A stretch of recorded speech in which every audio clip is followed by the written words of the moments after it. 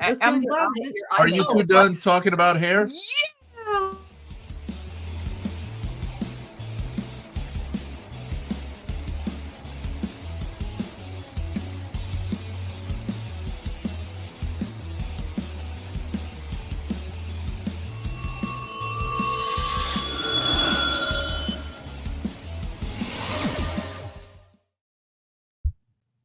Good evening, all you minties, and welcome back to another episode of Reelz Talk with your host, the amazing Amanda. And tonight I have two lovely co-hosts, Omni. What's up, everybody? We are talking about hair. So anyway, to finish my conversation, Yeah, her hair is so beautiful. We're talking about Lord of the Rings, the 20 trilogy. years. Yes, since Return of the King. And Lord of the Return of the King. God bless. Yes. 2003. Means we're Which over. means the other movies are older. That's nuts. How did that even happen? And I'm joining this evening because I showed the first two movies to my film studies class, and I started reading the book. High five! I'm on chapter like 9. I say the book because it's all the like one edition big. Like I show my students are like, that's bigger than the Bible. It's like, well, it's 3 books. Yeah, so but it's amazing. And somebody was asking extended edition, Paul was, or theatrical. I don't think I did. There's only one way to watch the Lord of the Rings. You and we're going to talk about this because I feel like there are some good things they did cut for the sake of the story and time. So I'm gonna. I disagree. I disagree. I agree. I mean, the Saruman scene in the beginning of Return of the King, I think, goes too long. And I don't like that they killed Saruman. So no. But that had to be shown. Otherwise, people that read the books would have been like, what the hell? What happened to Saruman? We knew that he went back to the Shire. And we knew that he became like, what was he? Saruman? Only people who read the books would really care about Rainbow that. or whatever he became, the Rainbow Wizard. But the filmmakers were fans of the book, so they cared. They wanted to show. They cared. And I mean, we knew it was going to happen. As soon as they released the first DVD with an extended cut, we knew there was going to be an extended cut. So for my class, we watched just the regular, and then I got confused because I would watch the extended at home, and I was like, wait. Like I have only seen the theatrical cuts one time when I went to see them in the movie theater, and that's it. I've never said they aren't real. I've never seen, because I mean, I've only seen Aliens theatrical cut one time. The extended didn't come like right out as soon as they were released. No, they did not. Oh, I'm sorry. I waited. Okay, I did not. I waited to own it because I think you're right. I think a marathon all night as soon as it came out on video. It was a year gap, and then they announced the first. Yeah, we had to change this midway. Yeah, we did. I was like, and I've got DVD, Blu-ray, and 4K of the extended cuts. I love these movies that much. Yes, and also if you guys don't have the extended cuts, they are all available on Max. So if you do have a Max subscription, because of the 20th anniversary of Return of the King, you can not only watch the theatrical versions, you can also watch all the Hobbits if you would want to, which I don't know why. They're right underneath MILF Manor. You can find the Lord of the Rings extended. That's probably where it's located at. Oh, that's cool, Max. During the pandemic, when there weren't any new releases, but the movie theaters were opening up, they showed the extended cuts. Cool. I remember that. I think this is definitely one that benefited from having an extended cut. Unlike The Hobbit, which I wish had a shorter cut. Yes, shorter cut. But I'm a glutton for punishment, and I still will watch the extended cuts of those. Yes. Oh, those are some movies I just haven't gone back and watched very many times. Amanda, how old were you when you read the books? Oh, I didn't read them until I saw the first movie, Fellowship of the Ring. So that was 2001. Wait, but were you a fan of Lord of the Rings before watching the movie? Nope. My mom. So my mom spent probably a good 2 years trying to tell me I needed to read The Hobbit because obviously that was a quick and easy one. And I fought her tooth and nail on it. I was like, no, I don't want to read this. And then she took us to see Lord of the Rings, Fellowship of the Rings. And I was like, okay, actually I read the trilogy first. And then I went back and read The Hobbit afterwards. And then from there, it was just like because I was probably 13 at the time when the first one came out. Awesome. So yeah, I mean, when you're 13, a 13-year-old girl in the 2001, the only thing you're thinking about is NSYNC and David Boreanaz is. Okay. Oh, but you got Legolas. But honestly, what's great about Lord of the Rings is, I've always liked movies, but I really feel like these movies are what got me into really expanding my horizons in watching different movies, because I became so engrossed in them and so obsessed with like the actors themselves. That's when I started branching out, like watching different movies of Sean Astin's and watching different movies of Elijah Wood's. And so that's kind of how I branched out, and really, really, I think started my cinematic journey into like liking movies was Lord of the Rings. Because prior to that, really a silly, like, pre-treat teen who literally sat around and watched, besides watching like Buffy and then Xena, I was just writing NSYNC fan fiction and obsessing over Justice Timberlake. So I know you have picking up moments. Is it a rut? No, is it a doormat? What is it? Or is it a sign? Speak doormat. It's a doormat. I couldn't remember. I knew it says it somewhere at the entrance to your house. So I will say, Project Viking, awesome quote. You all please type in the chat your favorite quotes. There's so many. Boil them, mash them, stick them in a stew. I love a stupid fat hobbits. I love when Gollum snaps it. What stage is precious? He's such an asshole.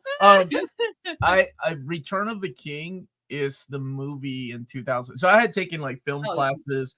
My buddy Matt Thompson and I, we watched all 100 of the AFI's list in 1998 and 1999. And let me tell you, there were some atrocious movies on that list that I still. That was like, you should show all of those in your film studies class. Awful. No. Now that list has been revised to add Lord of the Rings. Tons of good movies, which makes it a big deal to add like a movie like Lord of the Rings into the AFI list is a huge deal. But the Return of the King, watching that at the Oscars, that made me like start watching the Oscars, because it won everything it was nominated for, right? And I remember people were upset that Sean Astin didn't get a nomination, but honestly, I think he probably would have lost, and then they would have lost that streak of winning every single Oscar they were nominated for. But Sam's such a good guy. His character is so great. The true hero. He made that sacrifice so they can have a winning streak. I don't know. I'm already fanfic in my head. Yeah, it's hard when you have so many great actors. I mean, that's what happens with so many of like TV shows, right? In the Emmys and stuff. When you nominate every actor from Succession except for one, you feel like you're gonna end up dividing. Hey, dude, Lenny, this reminds me, anytime somebody starts a chat on our family chat and they're like, I'll bring the mashed potatoes, I'll bring whatever, I always say, and you have my sword. And it confuses my aunt and my uncle and maybe some other family members that are like, what the hell is he saying? Where is your sword? Is it accessible? I wonder if I could go grab it. It's in there. Dude, what's up, Erwingu? What about second breakfast? Dude, this is such a quotable. Like, I can't. I'll be honest. Outside of like the quotes I already remember about The Hobbit, I don't remember anything from the Hobbit movies. Like nothing quotable. I can't. There's a door in the hill. And I remember even less from Rings of Power. I even forgot about Rings of Power. Oh my gosh. But both of them. Oh, I mean, all three of the movies are so quotable. Especially the third one. The third one is the most quotable. After we got done watching all the extended cuts, which I mean, just a month or two ago, I would have been like, I was like, no. Now it's like, I wish there was another one. I wish there was more to the extended cut. I mean, like maybe good Hobbit versions, but just want more. Yeah. Ooh, double viewership. Thanks, Kate. Yeah. Oh, thank you, Kane. You're so sweet. That's awesome. Yeah, Snubby Bill, so does Omar. He does. He'll say potatoes. Potatoes. Oh my gosh, so many quotes, man. Orlando Bloom. He does do that quite a bit. I guess, yeah. Now that I put in that context of the memory of watching it, I can see it. Not Elijah Wood with his big eyes every time he gets stabbed. He's like, but that's not. He was very aggressive. Elijah Wood went a little extra mile every time he got stabbed, especially by the third movie. I was like, okay, he's got to do this one a little bit different. He's like, Oh, when he gets stabbed with Seltzer in his mouth, and I was like, wow, that took forever. I found a YouTube video, and it's Lord of the Rings, but it's just Frodo's reaction shots, and it is just hilarious. All right, Amanda. Yes, they summoned it. Ooh! I have that. Hold on. Why do I have it up here? Why did I do that? Oh wait, no, I didn't have it. Well, you can't argue with yourself right now. It's not the time to do that. Is it up here? Yes, it is. Oh my God. So awful, Amanda. This is so awful. Oh, this is awful. This can't say they're taking it from the item yard. This reminds me of the early years of the internet. That's it. That's enough. That's enough, Amanda. Get out of there.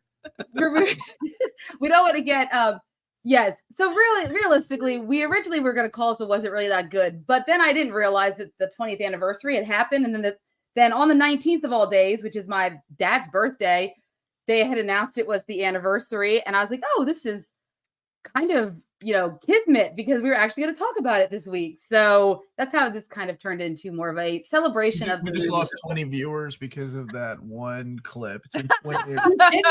Man, I'm getting old. We're all getting older. Wiser, right? We're all starting to look a little more like Gandalf.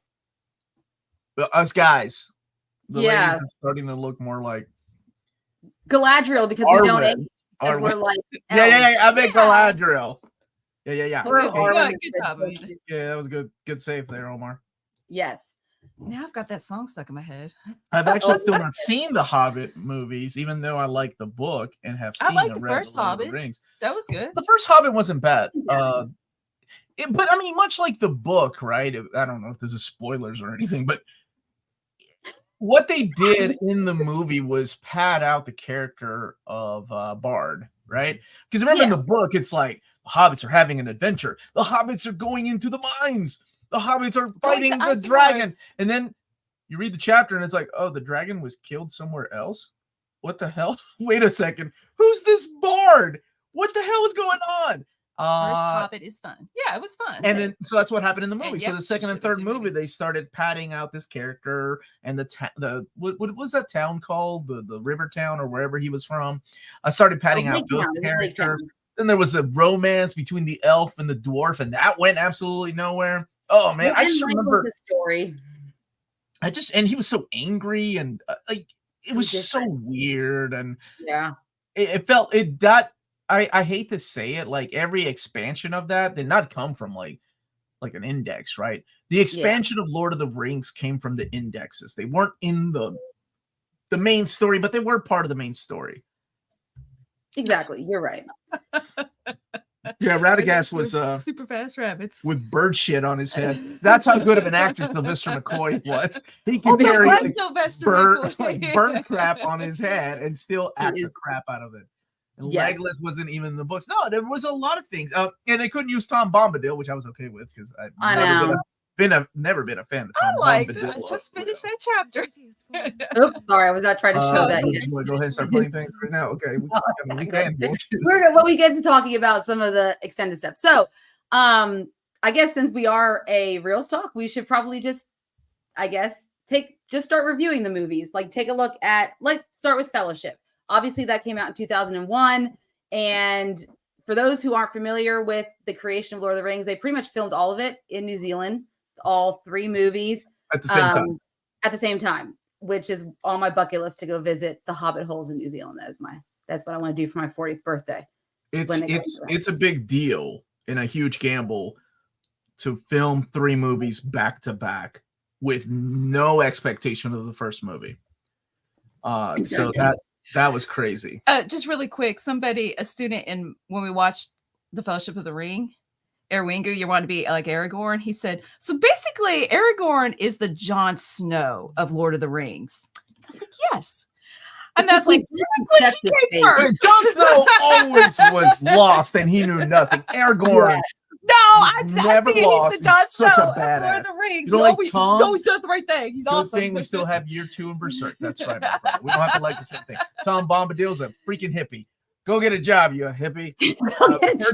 Is nothing to McCoy. He used the stuff the live parents down his trousers as a part of his live act. Oh, wow. That's awesome. Well, you're right. Fake bird poop's nothing then. When you go and watch, whenever I saw Lord of the Rings in the theater, it was such an amazing experience because I've never had an experience like that until, Star Wars. I'm sorry. Besides Star Wars, I've never had an experience like that until the Marvel movies, the MCU movies.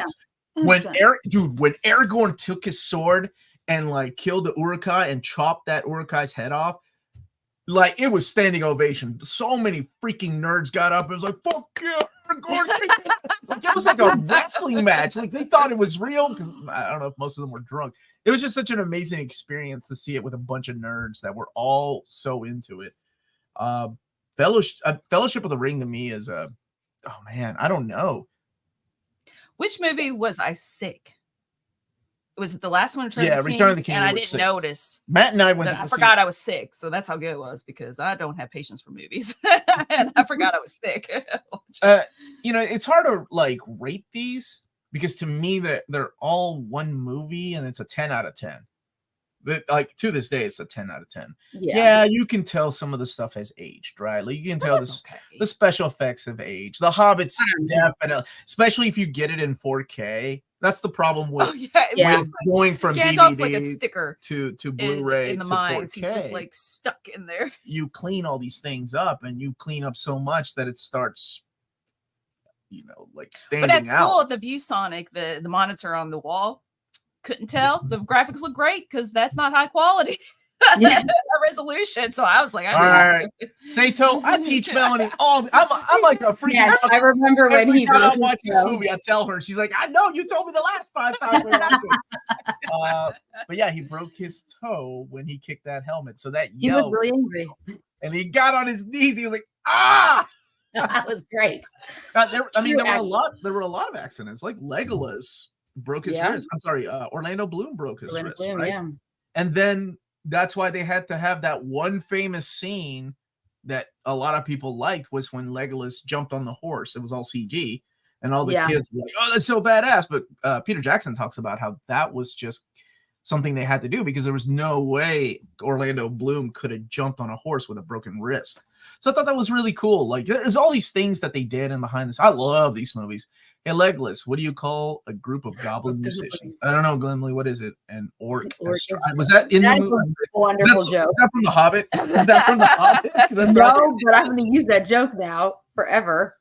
Amanda, have you seen any other Peter Jackson movies? Yes, I have. Obviously, I've seen King Kong, and then also, oh gosh, what's the movie that came out before with Kate Winslet? Beautiful Heavenly Creatures. Yes, Heavenly Creatures. I've seen that. One of my favorites. Did you see the same directing choices in terms of like camera angles or shots and such? Yeah, 100%. Yeah. In there. Okay, because I don't think I've seen another Peter Jackson movie. Frighteners. Why do I forget that? I love Frighteners.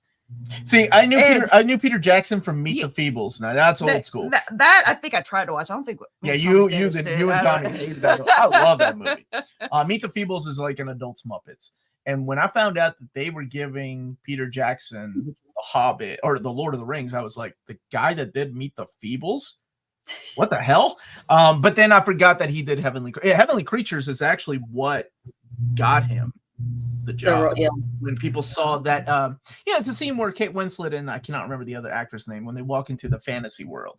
It's beautiful. Like it's something. Dead Alive is one of my favorite movies he did. It's ridiculous and obviously aged. Lenny Laser just said to watch. Yeah, Dead Alive is great. But he's walking around with Max says this is best. Watch Kingdom. And honestly, that's where like the horror aspects, right? That and Frighteners are definitely what the inspiration for a lot of the scenes, especially in the Return of the King, came from. It's that cheap horror, almost like trauma type of horror. They're on a dolly and it's like you're backing up but you're zooming in at the same time. I love that. That's a classic horror effect. That was that he used that a lot, and like Dutch angles, like the skew with that. There were a lot of medium close-up shots. I think I could have done with a little bit less of those. Oh, I'm okay with those. I kind of like those sort of the fantasy realm. What was your favorite moment? Yeah, I think it worked. If you had to pick one, Amanda, in Peter Jackson's first Fellowship. Just in Fellowship. Okay. What is my favorite? If you had to pick one moment in Fellowship, because I'm assuming these movies are 10 out of 10 for you, right? Well, yeah, 100%. Like even just rewatching it this weekend with the extended version, I was like, God, this is so great. Like even the CGI compared to some of the stuff Marvel's been putting out lately, I'm like, I mean, it holds up. It's not. Oh my God, it's so much better than that kid in Thor: Love and Thunder. Oh God, the floating head. Gollum to this day looks like there are moments that I'm like, that looks too good for me. 2002. What's his name? Andy Serkis. Andy Serkis, yeah, like she's just amazing. He is. I mean, he wasn't. But I mean, just his acting. Well, I meant like the shadows, like the way Gollum looks. It looks like a real dude, like in a suit almost at moments. Yeah. What was your favorite moment from? And you the same question. What's your favorite moment of Lord of the Rings? The first. That is very hard. If I had to choose, the one that I quote the most is Galadriel when she goes, "In place of the Dark Lord, you shall have a queen, not dark, but." Yeah, that is my favorite. See, that was to me, that was one of the worst parts because I was like, that's not Galadriel from the books. That was the only nerd moment I had during that movie. I'm like, Galadriel would never do that in the books. Oh, it was great. I loved it. I love quoting it. It was so she does it so well. That's why just trying to envision someone else being Galadriel's. It's just Cate Blanchett.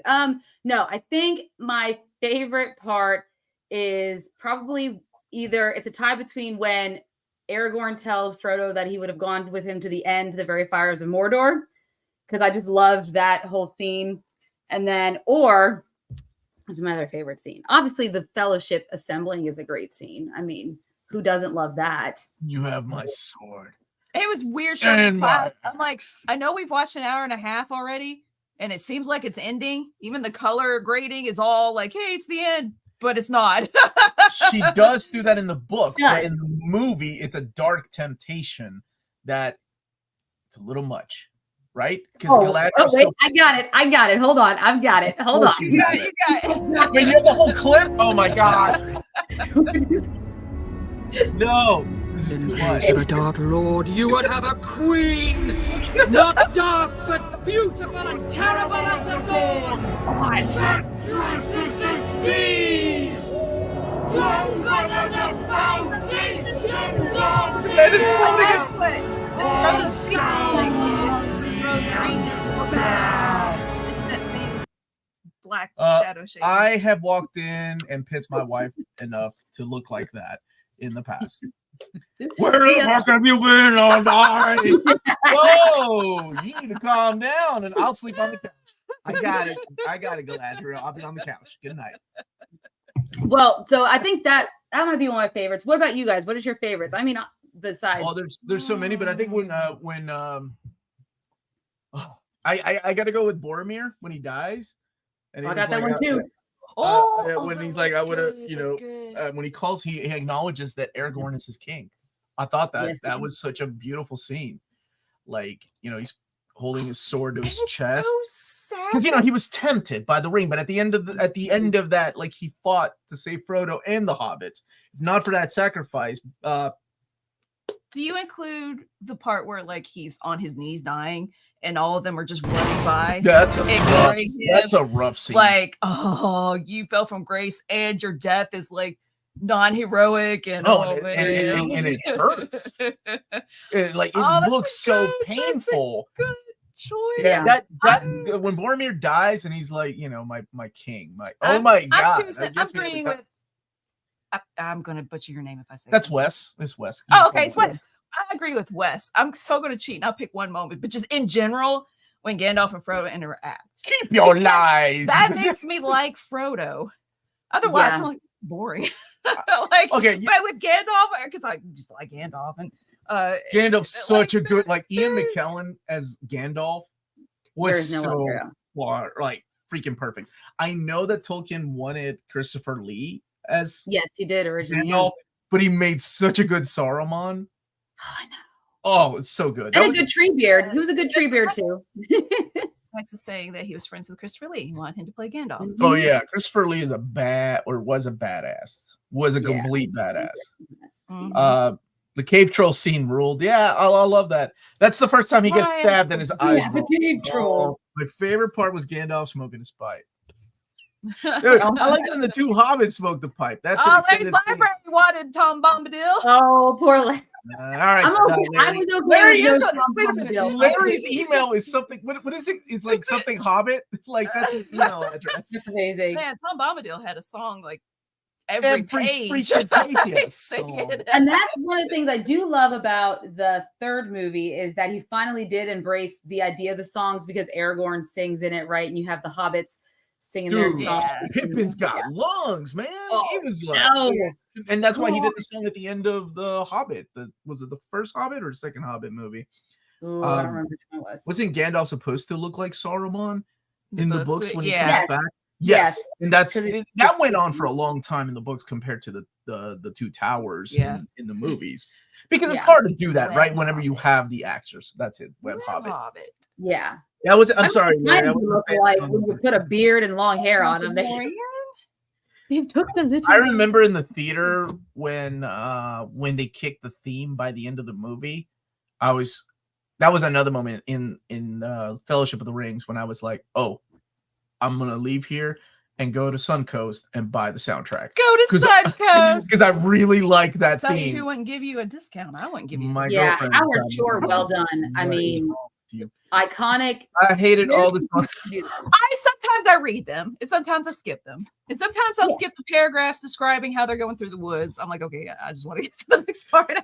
Ryan Wilson, you can go to hell with the word remake, even though we know it's coming. What? I mean, it's happening. No, it is. It's happening. It's been 20 years. What about animated?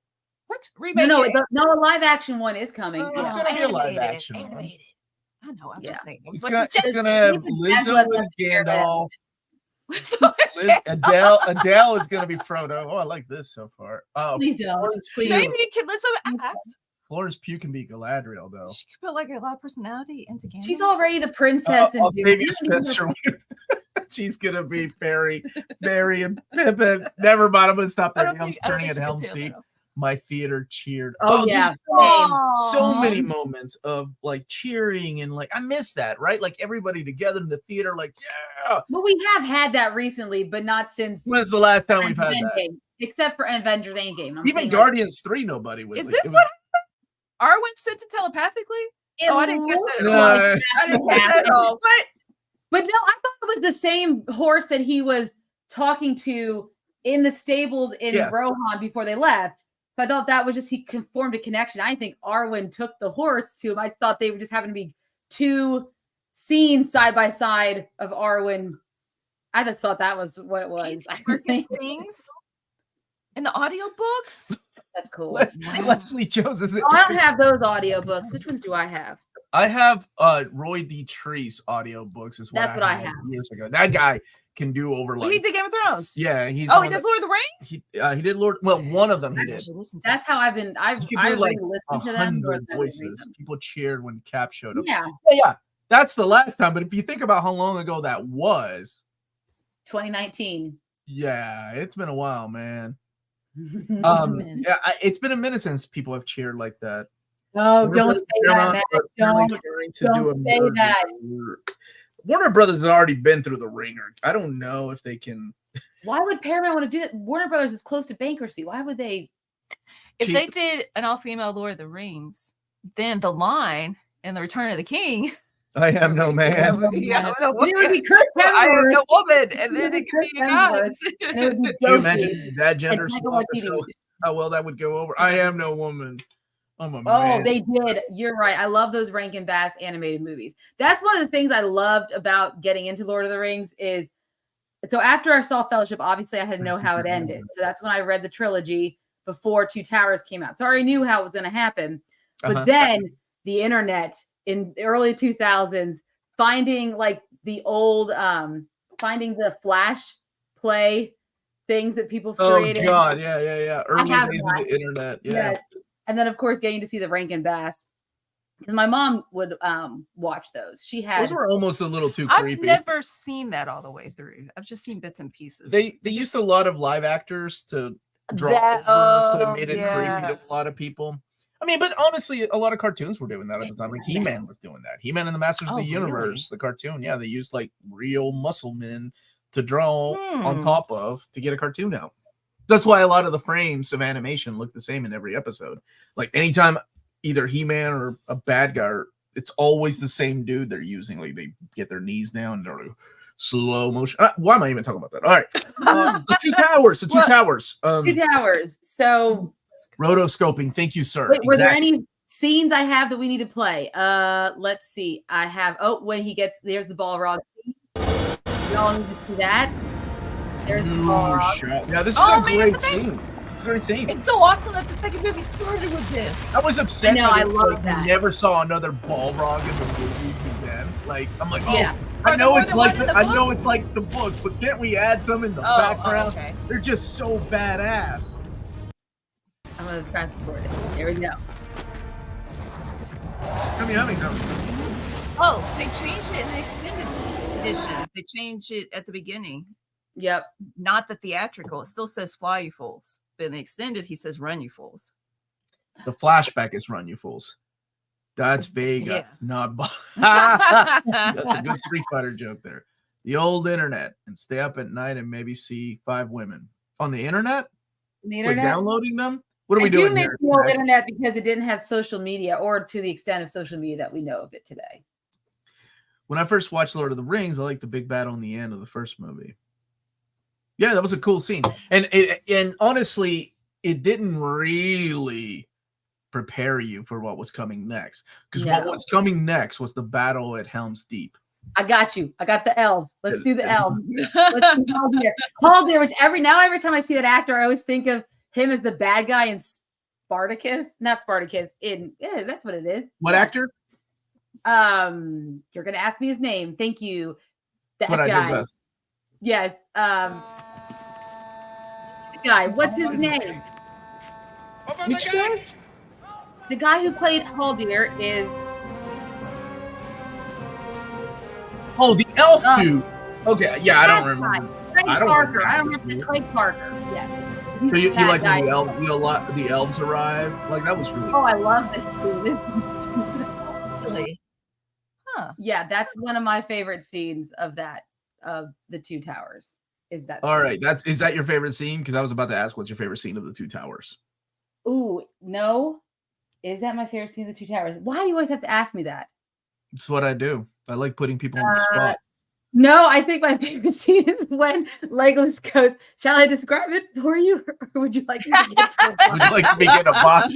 That was good. No, honestly, no. Give me Legolas in the second movie. No, it's when Gandalf says, "Theoden of Rohan stands alone," and then Éomer shows up with all the riders. Oh God. Oh, when he's like, "Look to the east." Yeah. Oh, dude, that was so good because he remembers the quote and they run out.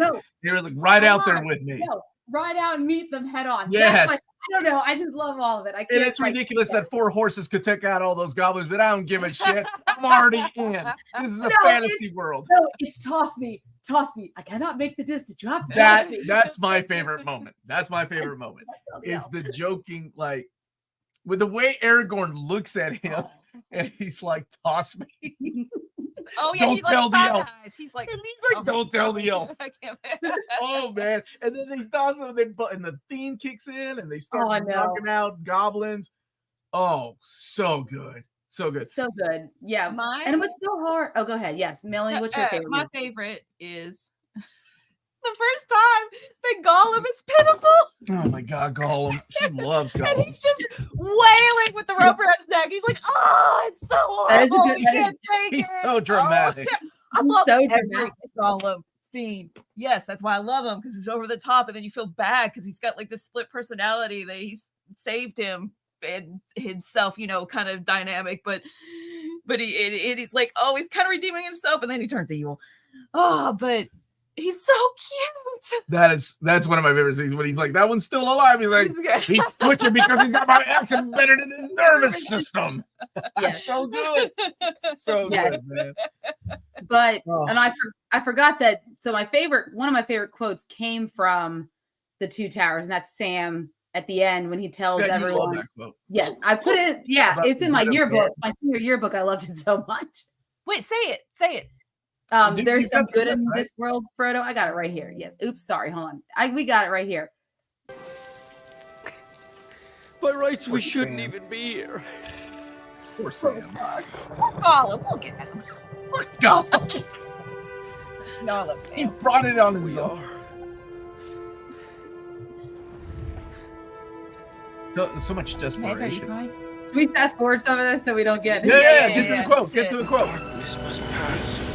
A new day will come. Oh, so much hope. And when the sun shines, it'll shine out the clearer. What does he say? Those were the stories that stayed with you. Right. That He meant says, something. do you think you'll ever tell Even if you were stories too about small to understand why. But I think, Mr. Frodo, I do understand. I know now. Folk in those stories had lots of chances of turning back, only they didn't. I got goosebumps. They kept going. Sean Astin's amazing. Because they were holding on to something. What are we holding on to, Sam? What are we holding on to, Sam? Sorry. Damn it, Frodo, you emo bitch. Shut up. Oh, God, there's your favorite. Oh, He looks like Steve Buscemi.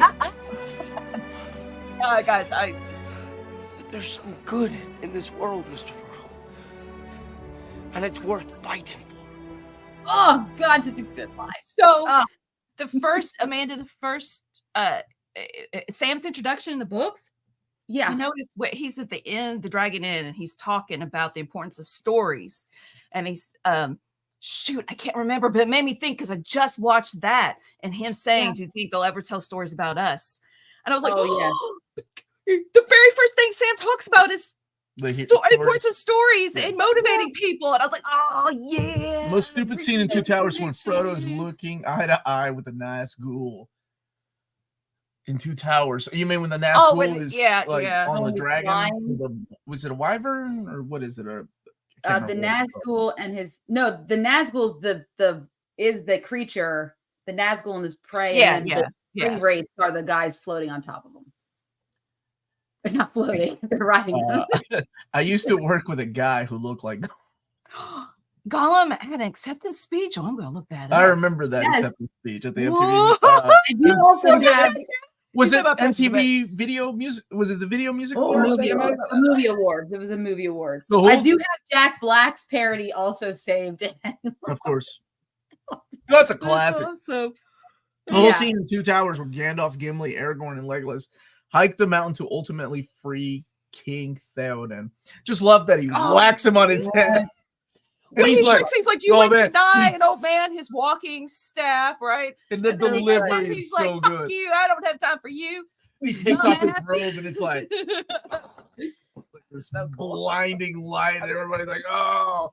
It's fantastic. The only thing what I do love about the Two Towers is the introduction of Faramir, who I feel like there's a couple of characters, obviously, because of time, because the extended cut of these movies is way longer than at the time people would have sat in the theater. So except they did for the Titanic. But even when you think about it, Titanic isn't as long as like maybe other movies that we have seen more recently. But Faramir is one of my favorite like characters they've introduced. This character who, you know, he wants to please his father, but he's always in his brother's shadow, and just the way Denethor treats him. And it's kind of sad you don't really get to see, you know, except in the extended cut, him and Eowyn falling in love and that whole aspect of Faramir's story. I do kind of always the Nazgul is black speech for ring wraith. Oh, Nazguls, there we go. Melanie had a hard time with the difference between an orc and a goblin. And what's interesting is part of it. Well, you were lost, and I thought, didn't they? They explained that in the Hobbit.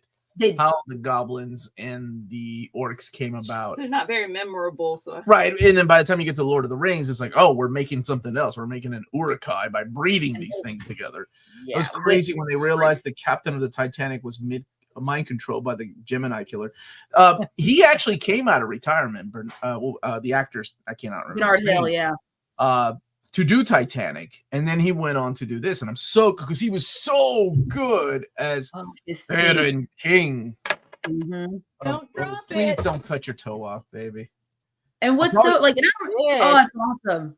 What I remember when Two Towers came out, and of course, you know, we subscribed to Entertainment Weekly, so we'd always get that in the mail before we would just do everything digitally. I remember the reviews were like, it was like a B+ because it's a middle, like it was a B+ like the score for the Two Towers. Yeah, because this had one of the most badass battle scenes ever. Yeah, but it was like it just feels like there's like no middle, there's no end and beginning, and I was like, yeah, because it's a middle story, but they tell it so well that I would forgive the fact that it's its own story, even if it doesn't seem like it is. But I remember being so upset when I read the reviews. I was like, no, this movie is fantastic. No, it's a great movie. I will say, as somebody that had read the books, I remember going, oh my God, we are two in the theater going like, we're almost done with this movie. It feels like it's ending. Where's the spider? Where's the giant spider? Because that was in the second book. And I thought, if they're not adding the second spider or the spider, holy crap, that third movie is going to be long. And it sure was. But it made sense. Like in the scheme of things, I think it made sense putting Shelob in the third movie the way that Jackson. Well, yeah, because there wasn't that much for Frodo and Sam from the book to do, right? No. Other than so that walk up the tower, and then Gollum's like, "Stupid fat hobbits ate all the breads," and Sam's like, "I didn't eat the bread, man. I didn't eat the lapis bread." Won't watch the stream to the end, but I will say the Grey Haven scene makes me cry. The third movie is my favorite movie. It's my favorite book out of the Lord of the Rings, and it's the one that makes me cry the most. And there's two scenes that make me cry, but it also gives me so much hope for not just humanity, but like the afterlife in a weird way. It's this calming feeling about what's to come. Right, because he gives that speech to. Oh my God, that speech! Play it, Amanda. Which one? The Grey Haven? Let's talk about Return of the King. Oh no! First, really quick, did the singer from the twins sing in the Lord of the Rings music? I don't know. I don't know. I know Annie Lennox sings the Oscar-winning Into the West, which definitely deserved an Oscar. That song is beautiful. Yeah. Oh, agreed. Dude, we talked about that. How he's singing over that, right? But before he does, it's the sound effects of him just the rich eating the dad. Oh, it's so good. Sorry, what I meant to say is I will not watch the stream until it ends. It's nearly 3 o'clock. Oh, thank you, Lars. You're so sweet. Thank you. And thank you, anybody from overseas that just wants to relive these wonderful memories. But okay, Return of the King. Amanda, let's play. Are you going to play the? Yeah. Go ahead and play this scene because this is one of our favorites. Are we talking about Gandalf when he's talking? Oh yeah, when he's talking about the curtains and the gray. Oh God, this scene is so good. Death is just another path, one that we all must take. Imagine Magneto saying this. The grey rain curtain of this world rolls back, and all turns to silver. I wish you'd look at me the same way Pippin looks at Gandalf. Then you see it. Well, I mean, to be fair, he's in despair right now. They're about to die, I think. See what? White shores. Oh, there's the theme. And beyond. A far greater country. Did you dare interrupt for Ian McKellen?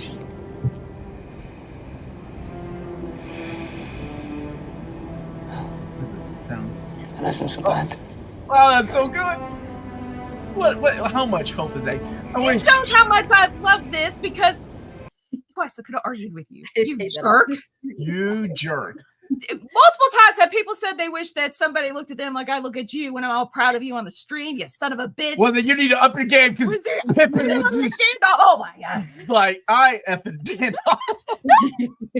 When Rohan charged just the elephant line. Yes. The greatest scene. Yeah. Oh my God. That is really good. It's like they know they're going to die. Yes. They know they're going to die. They still do it. Look, man. Look, just burn all, right?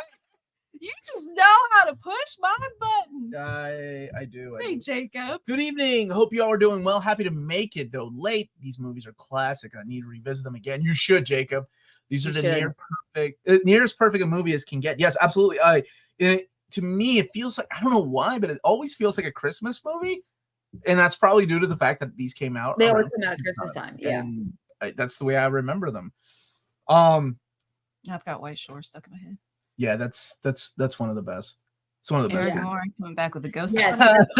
Omar does not like that. I know. Well, hold on. Now, to be fair, even in the book, I wasn't the biggest fan of. Hey, let's go get an army of ghosts. I was like, but I mean, dragons and goblins and orcs and urukai.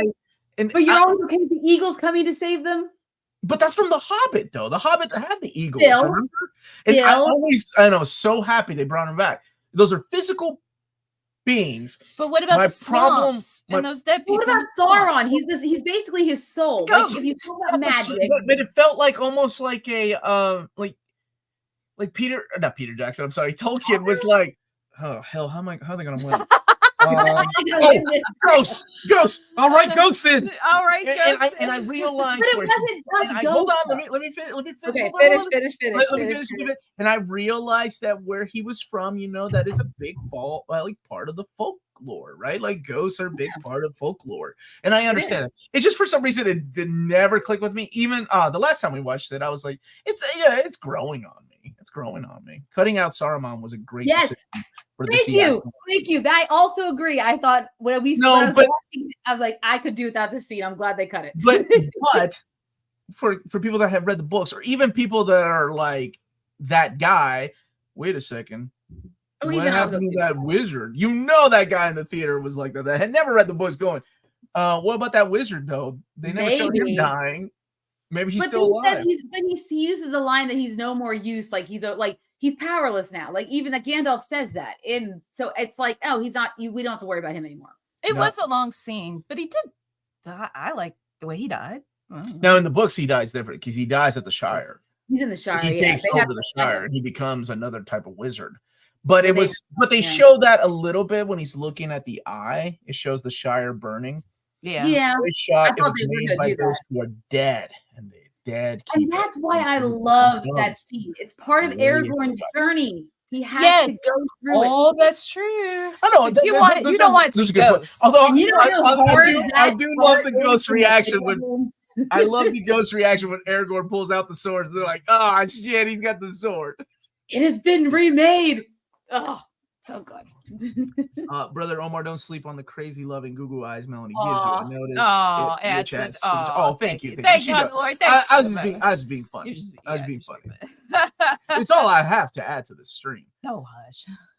Oh yeah, dude. I was telling Melanie this. I'm pretty sure you know this, and I'm pretty sure everybody else knows this. When Christopher Lee got stabbed in the back. Oh yeah, this is interesting. He told Peter Jackson, that is not the sound a man makes when he's stabbed and dies. Yeah. Because he's seen war. He'd seen people die. He probably killed people. And I thought that was so interesting. So like, he was like, this is the sound a man makes when you take his life. Yeah. And I was like, damn, Christopher Lee. Yeah. We can all agree Sam is better than Frodo. I think so. Yes. I think we're all in agreement except for probably. No, you know what? Even I almost called him Daniel Radcliffe. What's his face? Elijah Wood would say the same thing. Elijah Wood probably would say the same thing. And he understands that was the purpose of Frodo. Like he's a different character. He's just like him and Bilbo. They were susceptible to the ring. It's only Sam is supposed to be, good of heart, true of soul, or whatever you want to call his words. And that's why he needed him on that journey. All right. So let's get to the side toast question because that's interesting. That is in the deleted scenes where Aragorn is fighting Sauron, but they replaced him by the giant troll. I'm kind of glad they replaced him by the troll because I think I don't know. I really don't know what reviewers were saying that had never read the book. I don't know if it felt empty because there really wasn't a fight with the final bad guy. That that they've been talking about. It's the body soul. Like it's okay. There's no physical to right. fight. But if you're looking at a stereotypical movie with a journey, there's a like there comes an embodiment of like that said evil. But no matter the tower fell. No, but I mean, it was like awesome. a physical being that you have to fight, because you're used to playing role-playing games. You're used to watching movies but where this happens. The whole movie, ever since from the beginning, or all the movies, the trilogy, it was all about destroying the ring. Like it was so like. Yeah, right. I don't know else because it was. I don't know if that made people mad. Right, I don't know if it made like your average moviegoer mad that they never got that final fight with Sauron. They were like, so I will say, I mean, I am curious. I don't talk to a lot of average moviegoers that I have talked to. Either they think the movies are boring because they are not. I mean, they do have action, but they're fantasy and they're just most generic audience members are not into fantasy, right? They get into like Marvel stuff because it's superheroes, but I don't know if they would have cared as much. I do wish they kept the mouth of Sauron in, because that scene in the book when he throws the mithril at, I mean, I was just like, I was hoping I was so disappointed not. So I was glad that it was in the extended cut and he locked his head off. Oh my gosh, who was the mouth of Sauron? Because that actor was amazing. That was right. I was like, I want more of this. Yes. Yeah, look. Hey, Joey, how are you doing? Joey, how have you been, buddy? What's your favorite part? We're about to talk about our favorite parts of Return of the King. Yeah.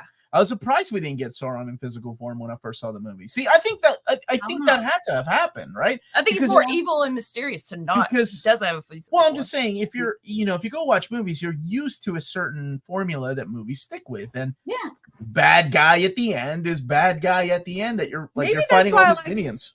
Doctor Strange and Multiverse of Madness, because it wasn't the normal MCU format. I was kind of done with that. I enjoyed it. The stakes were the highest with Frodo and Sam. We didn't need a major distraction with Sauron taking physical form again. And also, what would he have looked like? We saw like a physical form. He would have seen. He would have in the deleted scene. Well, I think of Harry Potter is a great example, because Voldemort does eventually take form. And I remember when Goblet of Fire came out and the jokes people made about Ralph Fiennes and the way he looked. And that's supposed to be your villain, and everyone's joking around about it because he looks awful. So I am glad that they didn't make Sauron an actual. Gotcha. I think the mask does a lot, right? That big helmet with no, you don't see like emotions. Joey. Congratulations, buddy. So glad to hear that. All right, ladies. Okay, Alf is. What are you doing? No, this is for Joey. Okay, good job. Congratulations. I don't know, Joey. Giving you a seal of approval. You must feel so good. What's your favorite part? You have to choose one, because we have a lot. I have a lot from Return of the King. That's hard. But what's your one favorite moment? Melly, you go first. What's your favorite moment? Gosh, no, I'm not right. I will say this though. I was surprised that multiple students enjoyed the movie.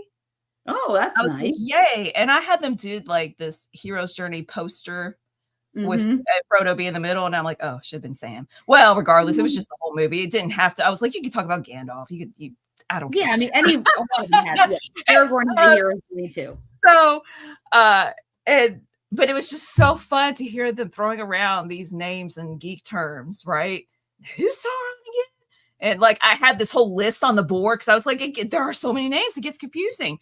And so I offered for the last week before Christmas break this week, I said, let's vote. Which Christmas movie? It's a free movie. We're not going to analyze it. There's no assignment. And they suggested Two Towers, and it won the vote. So they watched Two Towers. And then I found out that's not really a free movie to watch, because the people that aren't interested are going to talk, and I don't have an assignment. I'm not going to make you be quiet. But half of the class was watching the whole time, and I was like, yes. I think for me, the part that really gets me is that one right there. I can't carry it for you, but I can carry you. I think that's always like, even whenever Amanda and I did our favorite moments in fantasy movies, oh my god, 4 or 5 years ago, that's the one that I used. It's such a good, it's a good moment, and it's the definition of true friendship. And not understanding what somebody's going You through. said that being Peter there. Jackson, that was his hardest scene to film because he kept crying. Yeah, it's a hard scene for Peter Jackson because it's hard to direct somebody when you have to get it right, like the book. So that's a really good one. That's probably my favorite scene. That's the one that makes me cry every single damn time because of just the performance and everything. There's a lot that makes me cry in this film. Oh yeah, I mean that and this one right. You bow to no one. So good. That line tears me up every time. Just yes, even after he attacks Arwen with his mouth, he's like, oh, he's so excited to see her. Hey, he ain't seen her for a minute. That was awesome. He's like, we're. Joe agrees with you. Yeah, and the look on the hobbits' faces. My favorite scene in Two Towers is the scene where Aragorn kicks an orc's helmet in anger. You know that? Wait a minute. Are you going to tell us? Are you going to tell us? He broke his. What did he break, Samurai? Because he broke his elbow. His soul. And then he goes, here. And then I'm so sorry. I watch these movies way too much. What did you have, Amanda? You said you have something. Oh, so there's a lot. I mean, there's a lot of, I think my favorite scene is probably Theoden's speech when the Riders of Rohan finally show up. Yeah, I love that speech. Beautiful. But the scene that gets me every time is this one. I start crying now because on the shores of the sea. Yeah, that's beautiful. Oh, when Frodo tells them that it was the Shire when he turns around and like they're already crying. Right? They're already crying. What a dick! He's like, by the way, I'm leaving too. Oh, it's so good.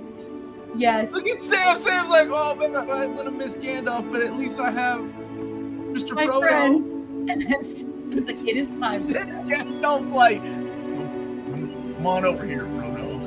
Come on, Frodo. What does he say? It's time. Frodo. You're like, what? He's like, you're about to be late. You're baptized. And it was Sam. Look at Sam. He's like, wait a second. Oh, you bitch. What you do? And it has been saved. Oh man. How's Elijah Wood not crying? Like, there's no way I could have done this scene. Like, everybody's crying. He has no soul. Craig said he shot the scene 3 times. 3 times. Like, Elijah Wood has no soul. He's not. Oh, Lars is crying. That scene is freaking heartbreaking, man. Those pages are for you, Sam. Oh, so good. Okay, I'm gonna stop with right, one. You bastard. Oh, it's a good scene. It's a good scene. Especially because it he has the voiceover, except his weird smile at them when he's finally on the boat. Like, I'm happy. Okay. No, I love that. Elijah Wood has a lot of weird smiles throughout this. He finally is joyful. He finally found peace. He was. I like it was the only time, except for like the first 5 minutes of the first movie, that he's happy. Jet, everything else is like. I saw so many people complain about this. And I never understood it because I love the multiple endings. That's my kind of, like, anytime I'm playing every time I play a JRPG and it takes like 80 hours to play. Oh, I do. They better give me some goddamn 3 different endings at least. You're playing. You watch all the credits. And you're playing Metal Gear Solid 3. Metal Gear Solid 3 has over an hour of an ending and credits, and you earned that. I earned these. What was it? 1, 2, 3, 4 different endings by watching all Lord of the Rings. Ooh. Even though my buddy Matt Thompson and he was. I'll leave that story for another day. I forgot. Joey was saying, no, he knows a writer. He wrote a wonderful series that crossed over MCU with Lord of the Rings. Yes, please. It's really amazing. Do you want me to recommend it? Yeah, please put it in the chat. Sorry, Joey, you had that up before. I once wrote one where the Hobbits. I did. Where the Hobbits and the 3 kids from Harry Potter switched places because Gandalf and Dumbledore were actually descendants of each other. And that's what I did do that one time. How long was it? Well, I think I had to abandon it at some point. It was during college, so it was like one of those, like, you got busy and then it kind of fizzled out. But it was fairly long. I don't have it anymore because it got lost in the many times my PCs would die on me. Now we have the cloud. I wish I had the I pick for my favorite, but I can't carry it, but I can carry you. It's a good one. That's my favorite. You know what's another good one is when Gimli is saying, "I never thought I'd die next to an elf." Like Legolas says, "What about next to a friend?" And he said, "That I can do." Oh, it gets me every time too. So many good moments. Legolas is different in the book. Yeah, he doesn't have like. Okay, first of all, he's not as badass and cool surfer dude as he is. Every single movie, I love that one surfing when he's moment. riding on the elephant. Wait, the first one he ran on the chain. He didn't surf on the chain. Look who's here, Melanie and Amanda. Hey, Leo. I was gonna say hey. Also, best trilogy in cinema history and blockbuster. We're not going to fight you on that one. I agree. No one is going to fight you on that one, Leo. Have a happy holiday, buddy, or Christmas. Yes. If you don't celebrate anything, just have a good day. Yes. Have a happy day. Well, so Griffin X, you're saying that you didn't care for a movie like this, but you enjoy a book like this. Oh, so I look forward to seeing the differences then as I read it. I prefer the way the movie is edited more than the books, especially the Two Towers, because the Two Towers, if you haven't read them, the way that the book is done is half the book is the adventure of Aragorn and friends, and the other half is Sam and Frodo walking. There's no going back and forth, back and forth. No, it's there isn't. Literally split in half because really there are 6 books. I'm torn. They left out the scorning of the Shire. Well, they kind of did, right? When he looked at the eye, you saw what could have been. I guess. I mean, the same way that they left out the death of Saruman, that was added there for people that like the books. Gimli talking about how Galadriel gives him 3 hairs. It's a little creepy, but you know what? It goes. You know, they're big fans of hair. That's another reason. Many reasons I was disappointed in Rings of Power, where the dwarf women didn't have any beards in Rings of Power. I was expecting them with beards. Always wish Farmer Mag had shown him at the end. Like, you motherfucker, you'll always.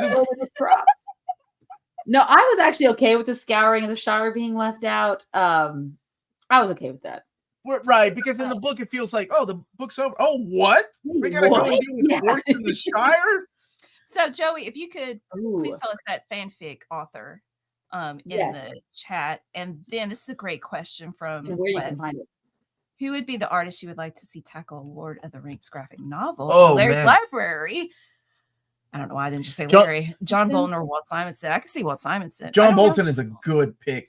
I would pick somebody like Bill Sienkiewicz to handle the Nazgul and the Sauron and Saruman stuff, and then choose somebody like, I don't know why I'm thinking of Dan Mora, somebody lighter with a lighter like artwork, or Bruno Redondo even from Nightwing to do like the light stuff like Aragorn and those guys. Make Aragorn Craig Russell. That's a good one. That's a really Phil good Owens. one. That's the correct answer. That's the correct answer.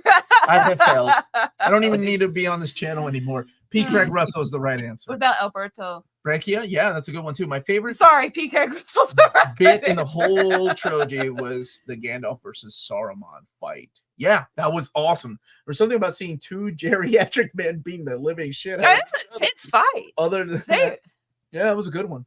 Yeah, Hamza says Jack Kirby. Jack Kirby. I mean, obviously he was a big fan of this stuff, right? He loved fantasy. But once you mention P. Craig Russell, I think that's the weird. And we just looked at Norse mythology. Yeah, he's just really good at it. Omar, Melanie, and Amanda, or Adam. Return of the King won 11 Oscars. 2 other movies have won 11. William, can you name them? No, William said Titanic. Titanic. Yeah, Titanic was the other one. One of them. Okay, wait. It was There's something about Mary. No, totally. It was a more recent one. Oh my gosh, what was it? Oh, it's got to be like no. What was the one? Parasite. Is it something like Parasite? No, Parasite didn't win that many. That's good. Oh, I love the way Gandalf says it. It's so good. I think 11 Oscars. I know Titanic was the other one. There was a recent one that won it. I'm pretty sure that I can't think of a single movie that has. I thought it was a big deal for them to win. Oh, but maybe I'm. Oh my God. I can That's think of a the single Russian recent version, movie Max. that That's the Russian has version. won 11 Oscars, though. I would res. Oh, Frank Frazetta. Oh, That's someone a said good Ben one. Hur. No, But not he- more. Actually, Ben Hur, right? It has to be Ben Hur. Yeah. The Flash. Yeah, it's got to be Ben Hur. Morbius. That's it. Final answer. Ben Hur. Yeah, I don't think there was a recent I'll movie look that it up for you. has beaten Lord of the Rings as far as Oscars. You're right. It's Ben Hur. Then West Side Story. Yay. Charles Ben Guest is Hur. another good one too. 11 Oscars. Did somebody say Morbius? Phil Owens, a glutton for punishment. I love you, buddy. Yeah, wow. It was Venom. Venom 2 won 11 Oscars. So Titanic. Wait. You didn't take my hints. What were his hints? Melanie was in charge of reading. Chariot Races, the Bible. Oh, Okay. Chariot, the Melanie Bible. probably thought Okay. these were Sorry, I movies. was looking at Frank Frazetta and David Winsell. See, I knew it wasn't something recent because it's a big deal for that movie to win 11 Oscars, and nothing has come But close. something, The Room. well, something But did. Tommy was Yes, Slumdog Millionaire won 8, which was kind of a big deal for that. Given Didn't even break 2 digits, Amanda. I can't even hear you. You can't break 2 digits. I don't want to hear about it. Joey, we still haven't seen it. That's weird. Which one? He said he posted in the chat, but Oh, if it's a link, it's really weird. Like, just posted in the chat again. James, are you still in there? Can you allow the or email us, Joey?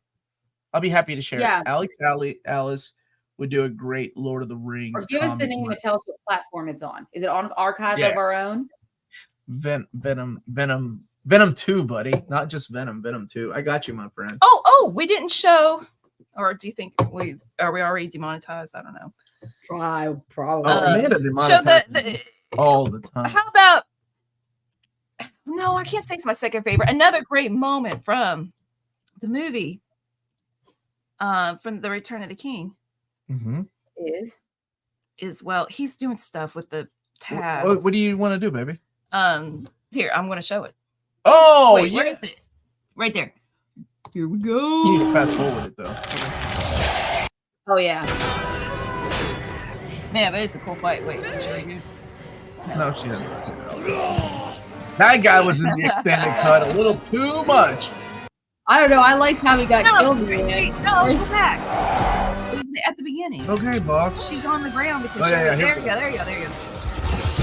Sorry, spoilers. Sorry about that. Spoilers. All right, There we man. go. My favorite part. I am no man. Dude. Okay, that's another moment in theaters that even the dudes were cheering. Like, I wish I was a chick. Yeah. Like, it was that good of a moment. And can you imagine that these days? Like, people be like, this is so cringe and like how awful they're trying to No, it's put awesome. feminist power or whatever. But back then, man, we were like, whoa, that was badass, man. Even Well, the it was dudes done in were the right cheering. context too. We can make that argument. It was done so naturally and not forced. Yeah, it was. Yeah. That's true. After the big bad guy says, no man can kill me. It wasn't right after the time had passed. It just, no, I'm just saying times have changed. Like, or But it was was it in right today's beforehand? standards, like people be like, Oh, it was right. Was it right beforehand? yeah, he Did said just no answer man can that. kill me. And then she took Yeah, time they to take her do. helmet off and went, Right, oh, man, because- I still think that scene is badass. I'm just saying. Honestly, People would be bitching the next day going, you all imagine this crap probably. these Probably. today. Same, Leo. Yeah. Same. They don't make them I like they kind used to. of hope no one ever beats Return of the King in terms of Oscar wins. I really hope that's. Well, I think The Flash will probably, surpass it in a way. The Light in the I Beacon. will. This year will be very We talked about interesting. this earlier as well. That was Cinema great. trumps the book. It's music, beautiful Yes. visuals. You really feel the journey of the beacons as they make their way to Rohan. Yeah, as far as like I what think I it was liked, the bathroom during that scene. what I liked from the books more than what I liked from the it's hard, right?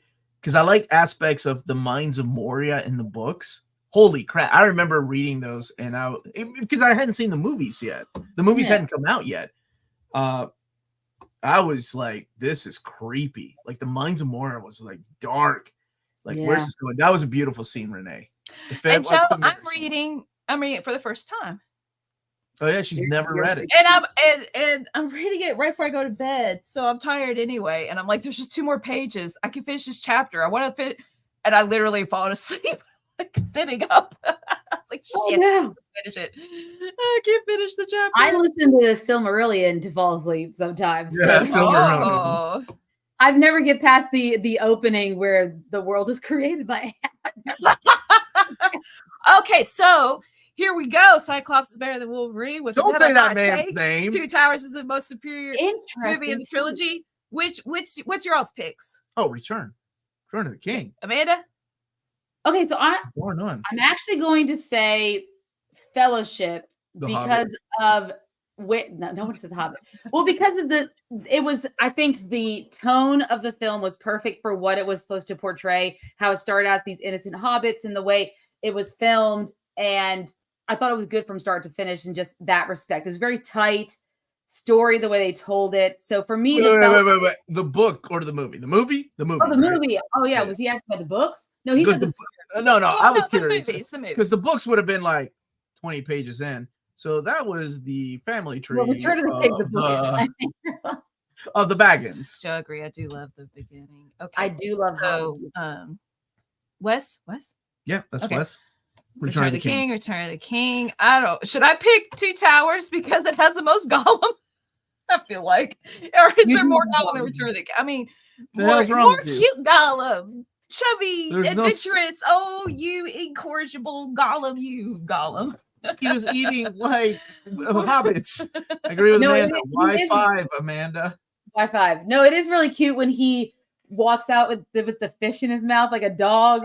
I remember me and Amy, my sister, be like, that was cute. Like to keep as a pet. Just bought Godzilla Deluxe Edition, recommended by Omar. Nice. Thank you. Oh, I hope you enjoy I like it, the Terry. art in that, Terry. Fellowship. Yeah, Fellowship.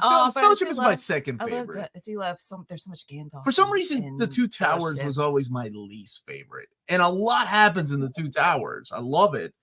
And to say a least favorite, these are all 10 out of 10 movies to me. Like, you guys chime in. More people in the chat. Out of the 3, which one is your favorite? Yeah, there you go. Chime in. Can I have the last beer? Mm-hmm. Here you go.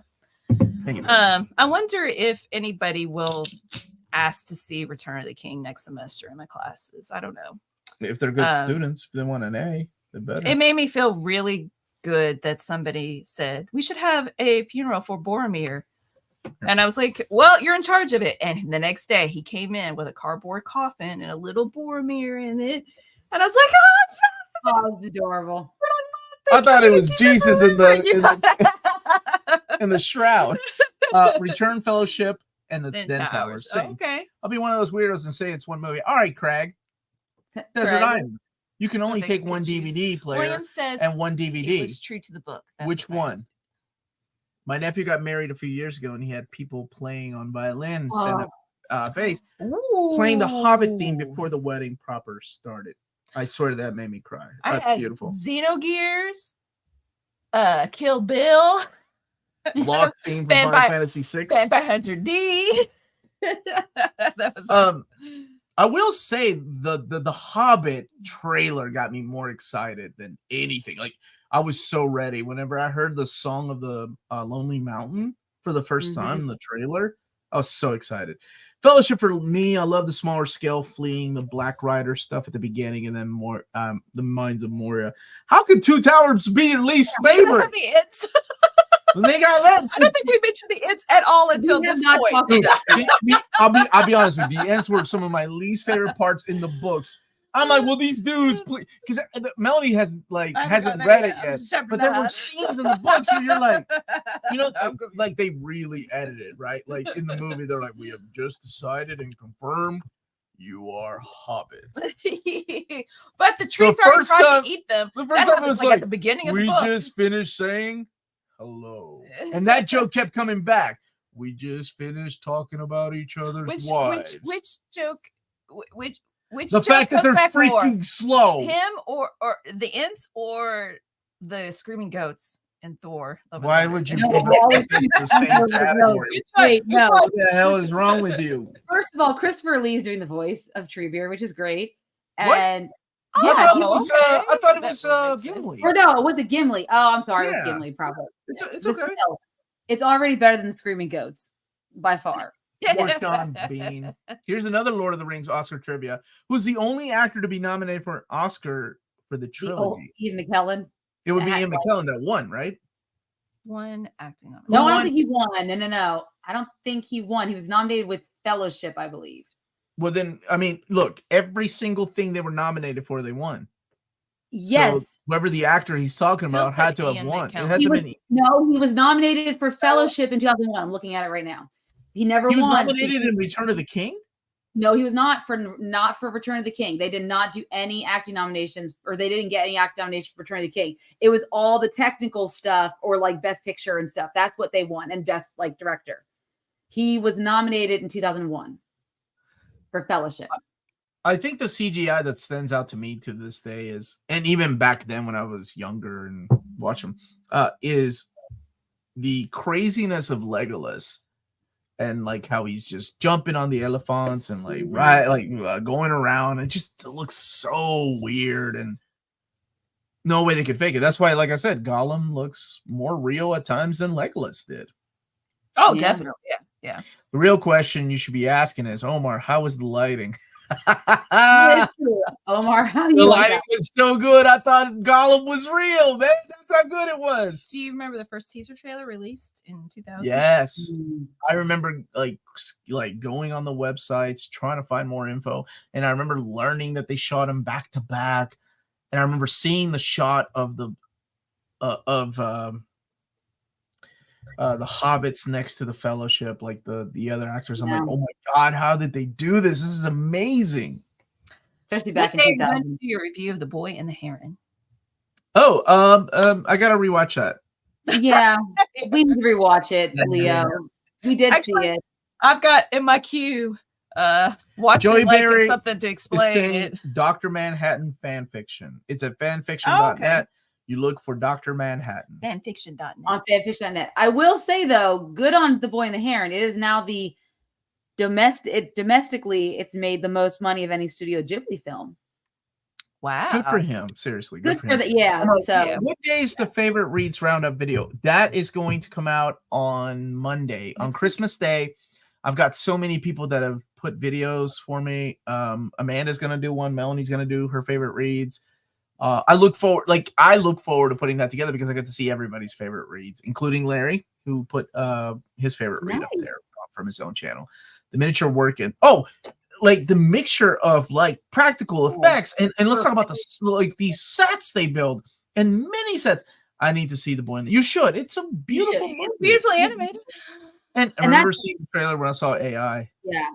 So in terms of like practical versus CGI, when I was rewatching him in The Return of the King, I thought it was so you saw when Shelob, stabs Frodo and she starts weaving him up, but you have that and then you have close-ups and it's actual stuff. Like they actually have real like stuff they're using to look like it's wrapped up, and then you come back and then CGI again. I thought I was like, oh, this is great.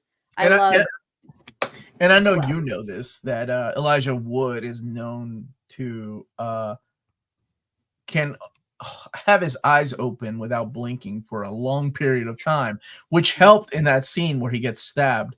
Mm-hmm. This fellow ain't dead. Oh, I love that line, dude. There's so many good lines that aren't that quotable, but I still remember. Yeah, there's anything. Yeah, I mean, who hasn't had? Would you say the most popular meme to come out of this is one does not only simply walk? Okay, I'm drinking, Melanie. Thanks. I asked the students, like, is that still a thing? Thank you, Amanda. Yes. Apparently not. That has to be the #1 most used GIF and meme that has come out of this movie. Looks like meat's back on the menu, boys. That's a good one. That's a good one, man. I remember seeing it. Did you like AI, Matt? I thought it was pretty good. You can do tours in New Zealand. Joey. I know. Oh yeah, that's our what goal. She wants to do 2025. That's what I told Peter M. I'm coming to party with him in New Zealand, and we're gonna go see some. I want to do it for my 40th birthday. I can't think of a better way to spend my 40th birthday than sitting in a hobbit hole in New Zealand. Whenever somebody says something about keeping it a secret or keeping it safe, Like either one, right? That just pops in my head. Keep it secret. Keep it safe. Well, mash them, stick them in a stew.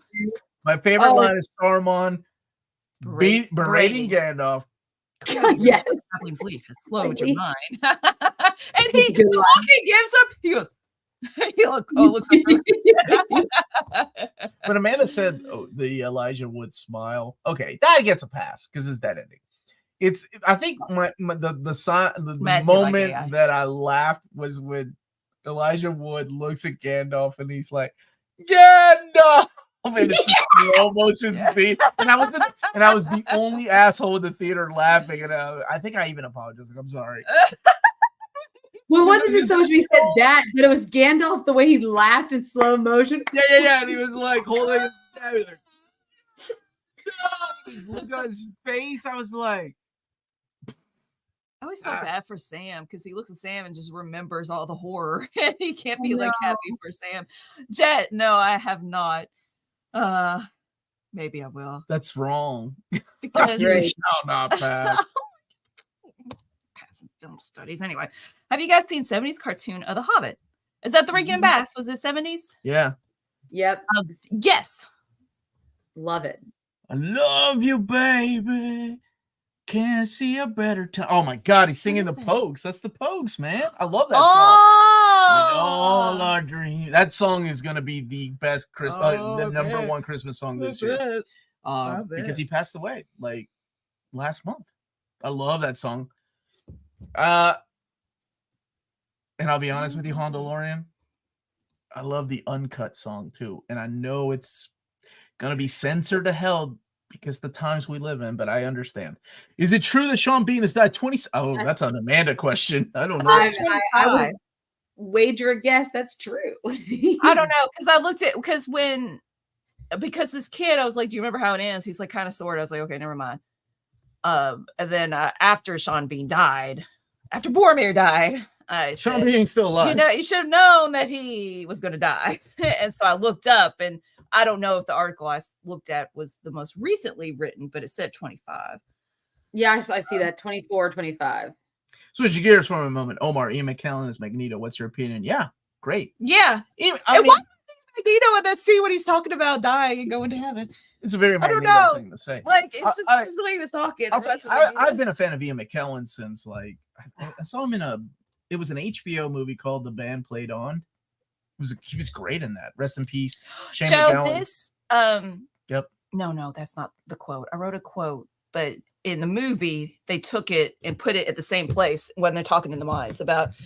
Because of it, Bilbo's pity, and he's like, pity is what stayed Bilbo's hand, and he's like, I wish I wasn't born in this time, and it's not up to us. Yeah. The times we're born in. It's what we do at this time. Well, I'm butchering it. However, I wrote it down. He's like, Shane so do all who live to see such times, but it's not for us to decide. It is to decide what to do with the time that has been given to you. Yay! Good job, Amanda. Amanda's got that shit. I quote these films way too much. all the time. Shane passed away just this month, and Christy, she passed. Oh my goodness, I think it was like in the 90s she died. Forget mine. Look at you. I never got to see the Pogues. They were they were one of my favorites, man. I love the Pogues. Ian went immediately from shooting X-Men to New Zealand for Lord of the Rings. I love that. That's amazing. Yes, The Band Played On was about the AIDS epidemic in the 90s. Or I'm sorry, in the 80s. And like and if you haven't seen In the Band Played On, it did win all kinds of awards. It's a great, like, it was a mini series? No, it was a movie. I'm sorry. Courage is not taking a life, but knowing when to spare one. Well, I tell you what, Mr. Future King Aragorn should not have spared what's his face? Wormwood, or no, what's his name? Wormtongue? Yes. But Wormtongue ended up killing Saruman. That's true. I know. Well, he's in the movie. In the book, he's still hanging out with him. Not what's it called? Logically and tactically. You should have. I get it. Yeah, you're a good guy. You want to spare his life, but no, he's going to run off and help him. Why did you let him go? Now all these innocent people are gonna die because he's helping them. Okay, anyway.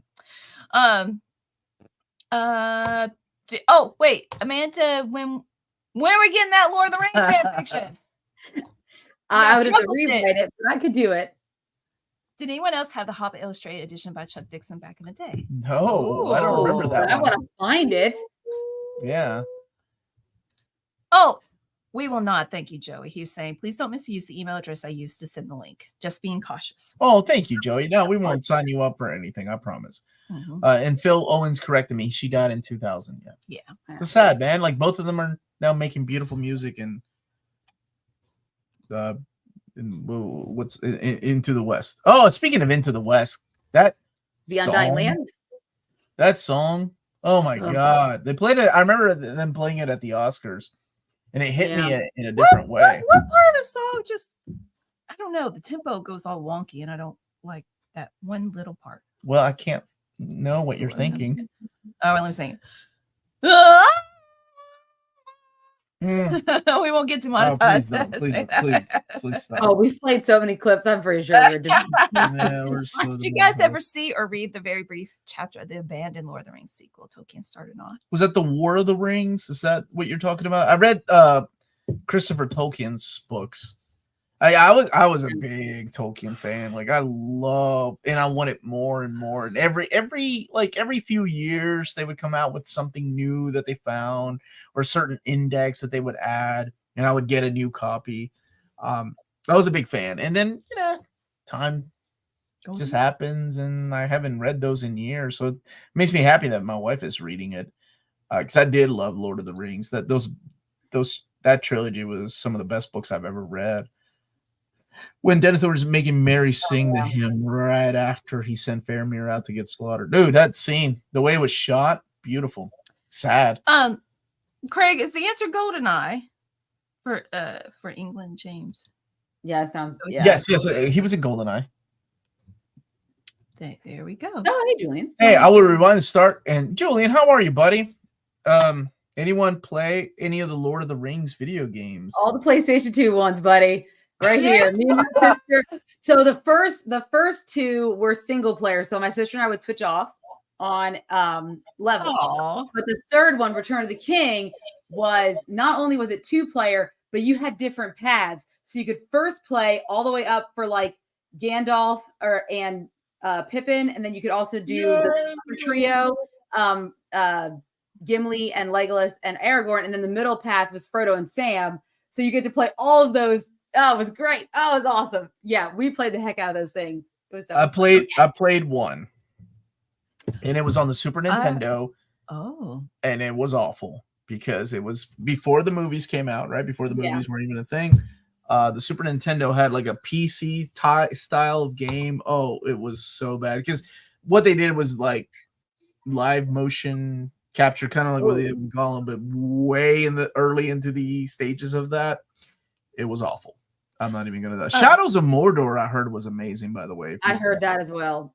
Home is behind, the world's ahead, and there are many paths to tread. That's from the beginning of the book. Yep.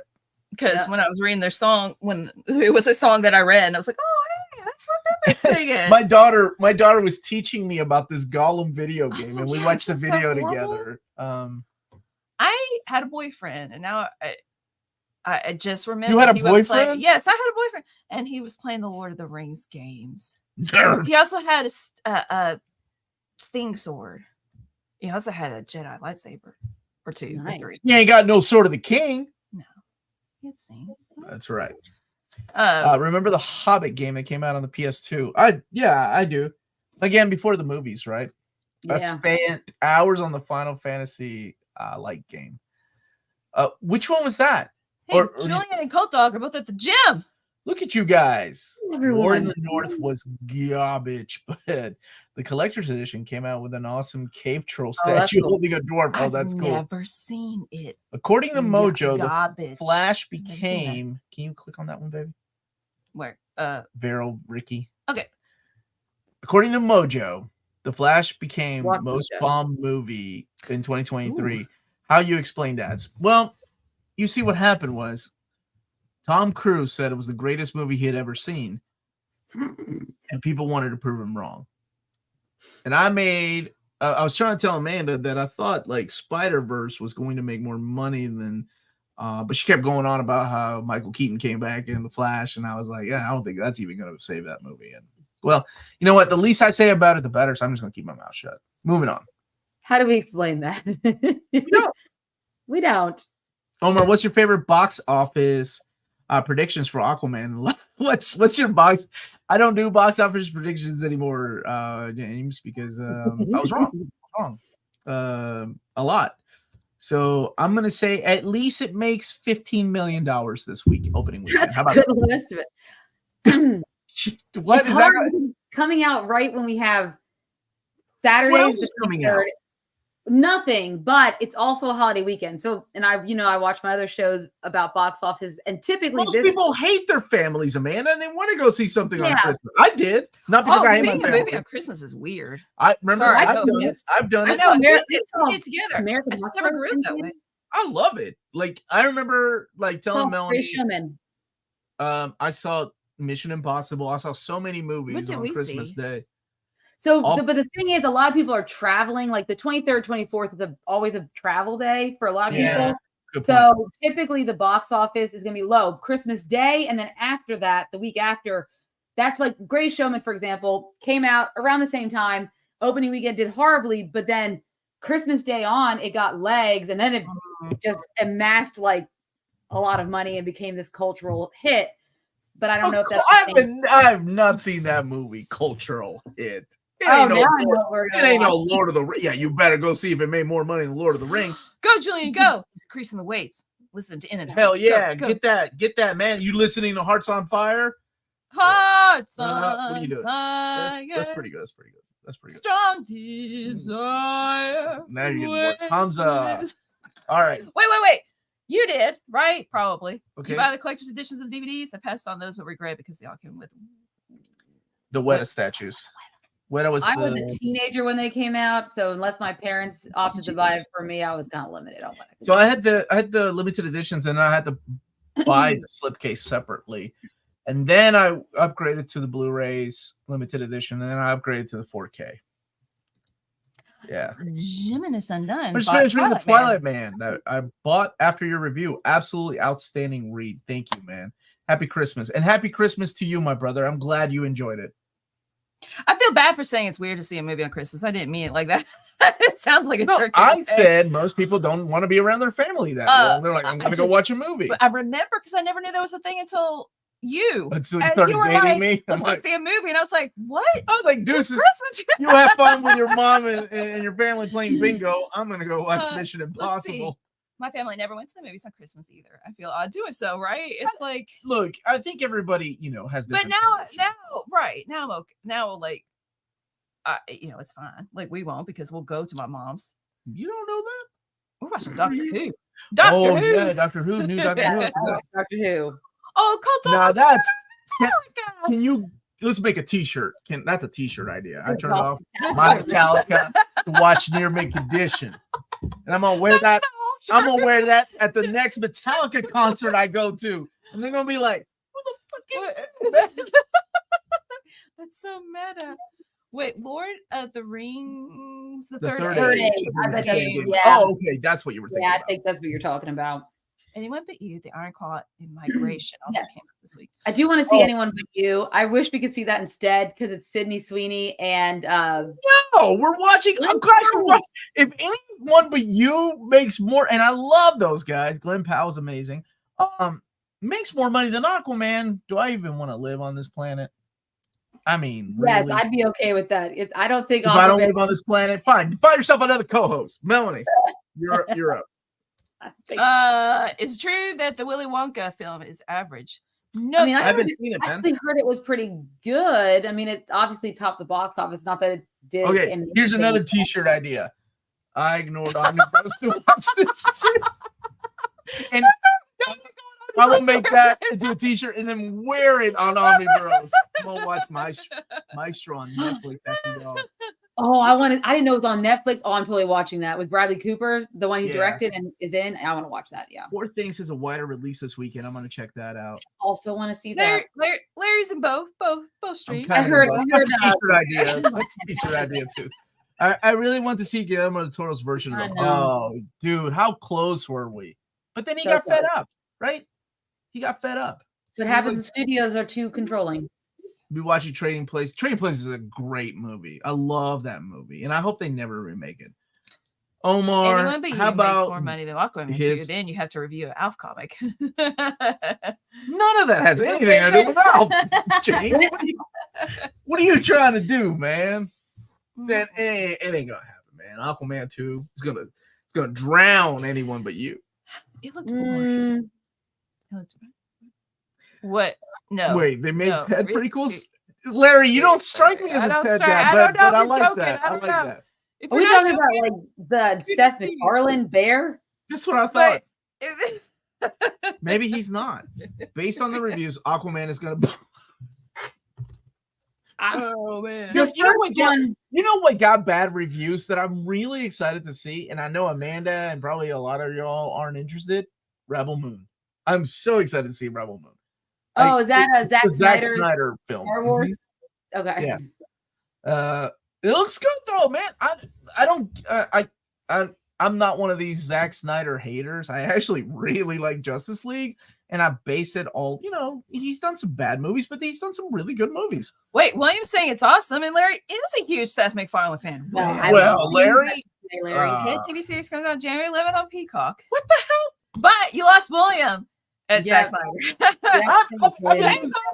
I've been losing William for a while. I said something the other day that he was like, what was it that I didn't like? Oh, Hawkeye. When Maddie and I were reviewing DC's yesterday, I said, I'm not the biggest fan of the Hawkeye by Matt Fraction book. Like, people love it, and I get it.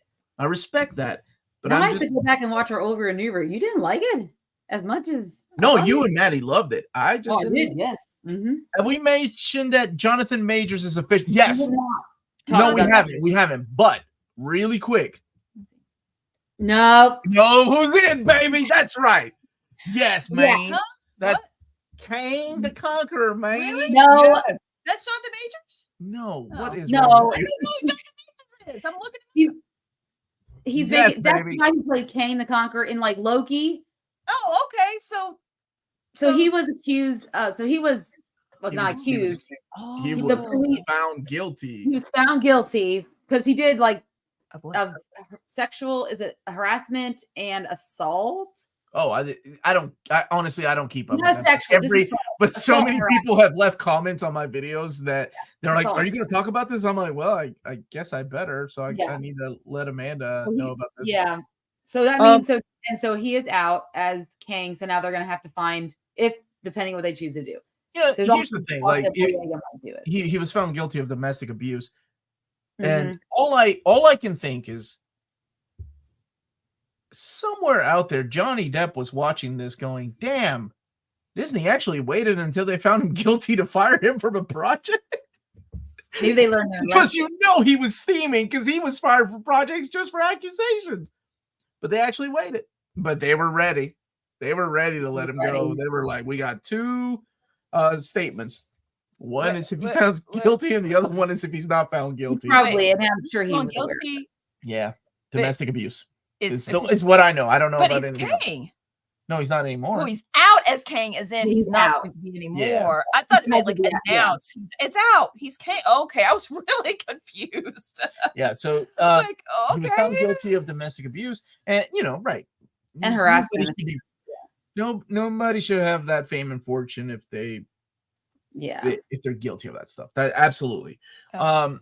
It is going to put a damper on the movies because considering one of them is called Avengers Kang Dynasty, I'm sure they'll probably change that to just Avengers 5 or whatever they're going to call it. Whatever they're going to call it. Well, considering his character, does it make it easier to rewrite it for somebody else? Like they can. Yeah, because wibbly wobbly, timey-wimey stuff. We've introduced the concept of variants. So that's why I made the joke, but not really a joke. Petitioning for Terrence Howard to come back. Now there's that they should get the actor John Boyega from the new Star Wars trilogy, and I think he does need some redemption after what they did to him in the Star Wars trilogies. Yes, because John Boyega is a great actor too. So yes, Larry, you damn right. That's the real roadie right there. They should have added 10 years for his acting as Kang. Damn, Phil. Dang. I'm gonna say his acting was terrible. That's funny you mentioned that. Disney did rename Avengers. Wait. Is that real? They renamed it to Avengers 5? No. Giant size Man thing. Why would you? Why were you like, what? They really renamed it that? Well, I don't know. I really thought they were name, though. Giant size man thing. No, Avengers 5. Oh, well, okay. Not Joe Anderson's giant size man thing. Oh, okay. I thought you were looking. Yeah. Oh, you're looking at. Oh, never mind. I was looking They at are. Kang. They're just going to rename Avengers 5 until further notice, probably to give them time to rewrite the stories and figure out what they're going to do. I mean, look, Kang is my favorite Avengers villain. I was really looking forward to what they were going to do with the character. Should they recast him? Absolutely. Oh, but that's a damn shame. They got to introduce the concept of variants. Goodbye, it's not like it's the first time they have recast somebody. Yeah. Looking at you, Terrence Howard. It's coming out on Netflix. Why didn't he just make Rebel Moon Snyder cut in the beginning? It makes no sense. Just like having Snyder cut of. Yeah, I heard that what's coming out on Netflix is not his vision. What? I heard that Snyder said that his cut is different than what's coming out. Yeah. So I don't know. I haven't seen it. I've just seen people reviewing it or reviewing it and giving it critics reviewing it and giving it a 9 on Rotten Tomatoes out of 100. Not out of 10. Which movie? Rebel Moon. I'll be watching it. Wow. It looks good. I don't. Wow. Oh, whatever. Right. I wouldn't trust I second John Boyega. That Star Wars thing was awful. He was force sensitive, guys. Anyone see the rumor Spider-Man 4 might be Ant-Man team-up movie? I mean, Daredevil's right friggin' there. Huh? I haven't seen anything about that. We saw that man who John Boyega Attack of the Block. So fun. I thought they're renaming the 5th event. Oh, yeah, they did. It's just called Avengers 5 until. That's hilarious. No, really, James? Really, James? Not what you really want to be known for? You might be the only one to get John David Washington. That's Denzel's son, right? Yeah, he's a great actor. I really like that guy. I like the guy from Moonlight. Is who I told Amanda that I think I'd love to see him. Yeah, take it's not going to be John Boyega apparently, because apparently he said no on Twitter. Well, dude, money talks. Stacey Ridley says she ain't coming back to Star Wars, and look at her now. Just saying. Just a way of having 2 releases for one movie, I guess. Plus, they can say, fixed it. If it sucks. The first cut sucks. Rebel Moon is the 22nd. Yeah. Boyega was good, and they cloned Tyrone. Oh, I haven't seen that yet. Have you seen that, Amanda? I have seen that, yeah, and he is good. I mean, he's a great actor. It's just, I don't know what they were doing in the Star Wars films. He got sidelined.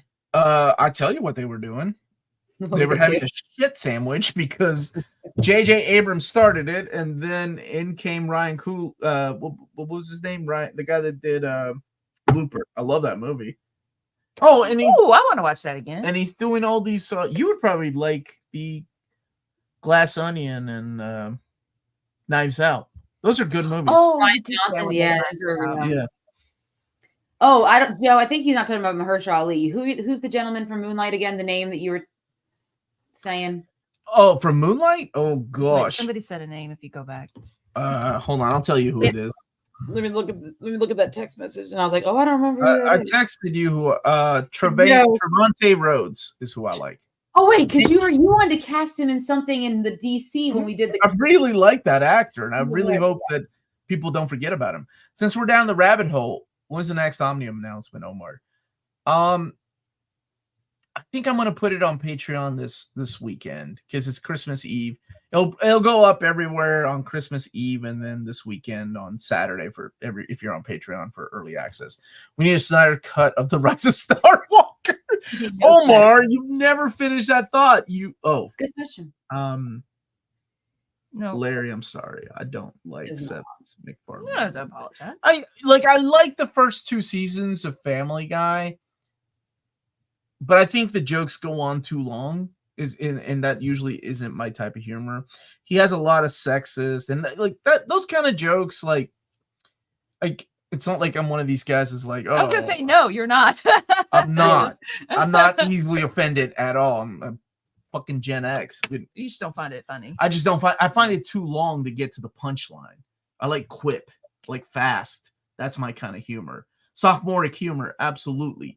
McFarlane's humor just doesn't get to the point fast enough for me. I hope that makes sense. But I'm glad you like him, brother.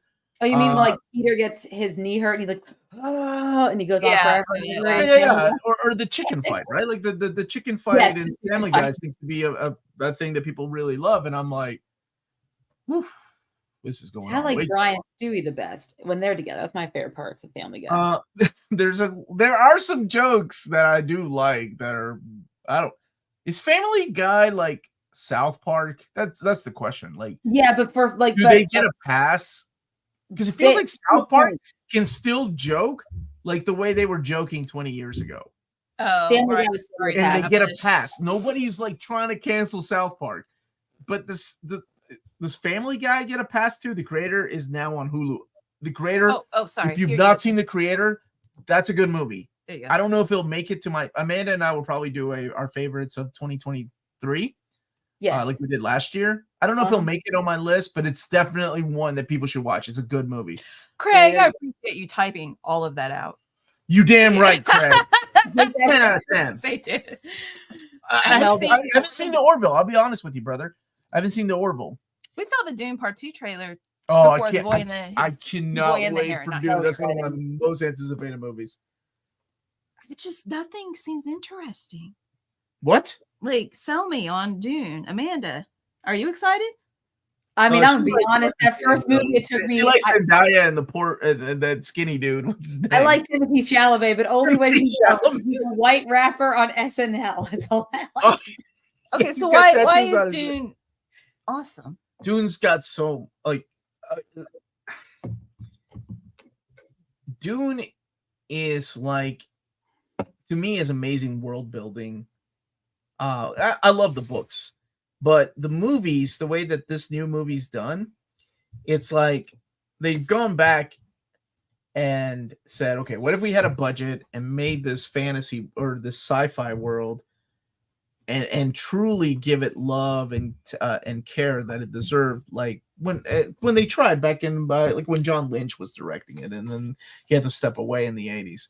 But you're still not selling me on it. Like, what about Melanie? You like 10 movies, and it's hard to sell you specifically. I don't know. Pee Wee Herman is not in it, so I can't. And there's nobody that looks like Gollum. I'm sorry. 2 months ago, I'd be like, "No, I'm not watching the extended Lord of the Rings," and then I'm like, "Oh, I'm trying to find things that you like about movies, though. Like, it's got beautiful cinematography. It is. I mean, yeah. It's got beautiful cinematography. Okay. The acting is great. The characters are interesting. Chalamet's pretty awesome. It's a little slow, but then again, it's slow like Lord of the Rings. Is anybody quirky? No, it's not slow like Lord of the Rings. It's a different kind of slow. It's a different kind of slow, but still good though. It's good. I do recommend not watching it when you just give birth, because you're already so exhausted. You just will not. Okay, that's a good review. Don't watch it after giving birth. It took me. I had to watch it months after I had, because it came out on Max when I gave birth to Landry. So Corey and I tried to watch it that night on his little iPad. So I didn't watch it for like months after, because that was not yet. Great movie, but definitely one that you needed. Like to me, that's a theater experience. Love the first one. Okay, see, that's what I'm seeing from the trailers, is that they're all shallow. Like nobody stands out at all. Yeah. I need good character. Yeah, I don't know if you like Gandalf, and even if Aragorn's a trope, I still really like him. Aragorn isn't a trope. He's yes, he is. He's not a trope. He's a king. Dude, like, I think you would like Dune, but it's so hard to sell it to you because you like 10 type of movies. Big Top Pee-wee. I'm gonna cuss you out. Oh, do it. I finally appreciated Lord of the Rings extended versions after all these years. It only took how long have we been together? So how are you gonna get mad? You only like 10 movies. All right, you got like 11 movies. 13. I've added 3. Because anytime you ask me to sell you on a movie, I find it so hard because I'm like, what does she like? She likes quirky characters, which Yeah. Dune does not have. Okay. So She likes to, I guess it's okay, baby. You've learned to appreciate we can move on. We can move on. That's a pretty cool score.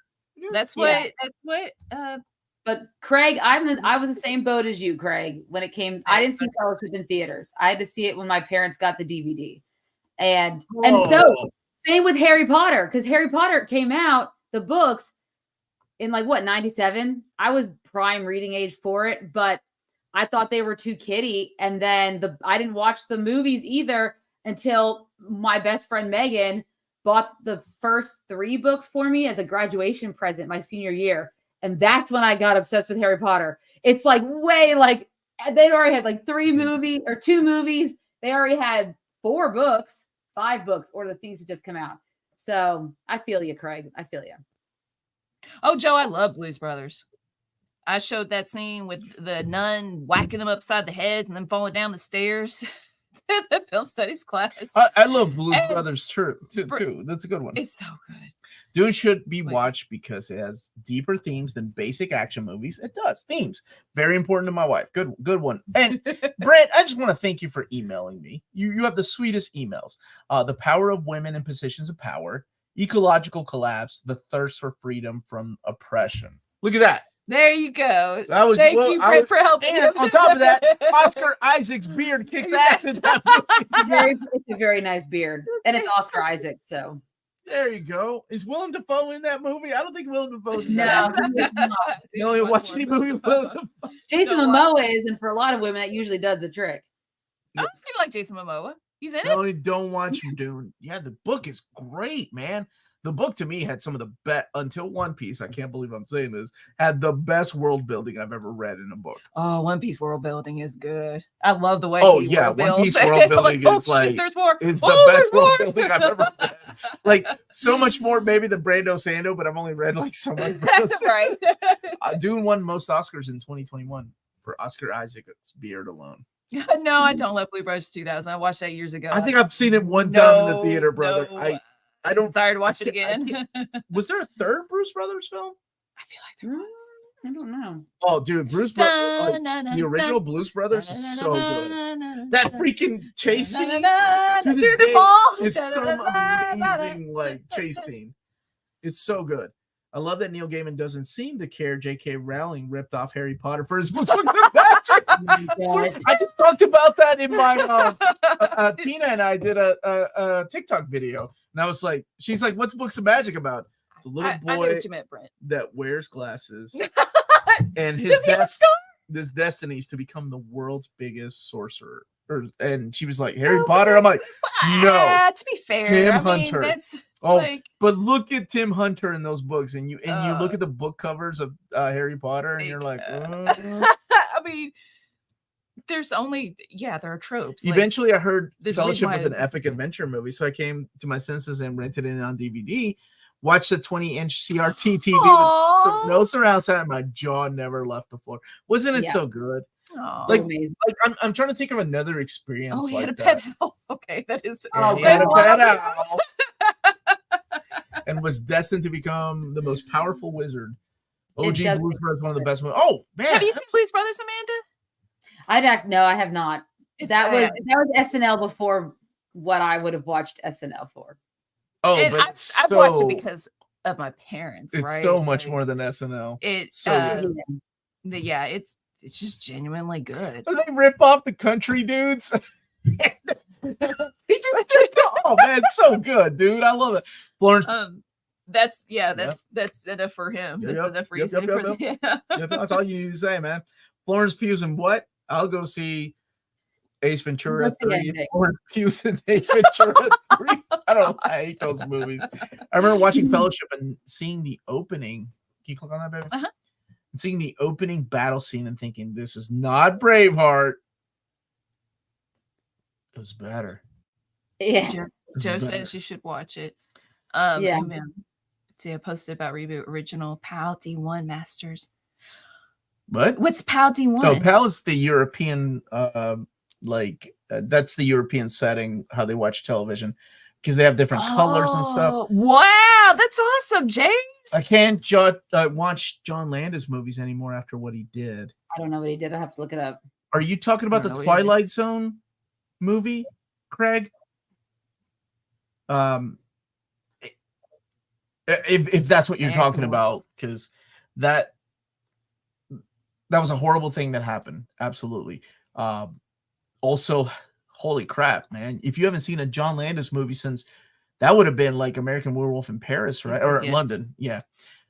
That's the thing that happened with those kids. And what's his name? The actor. He was in combat. He got decapitated. The helicopter. Oh, it was awful.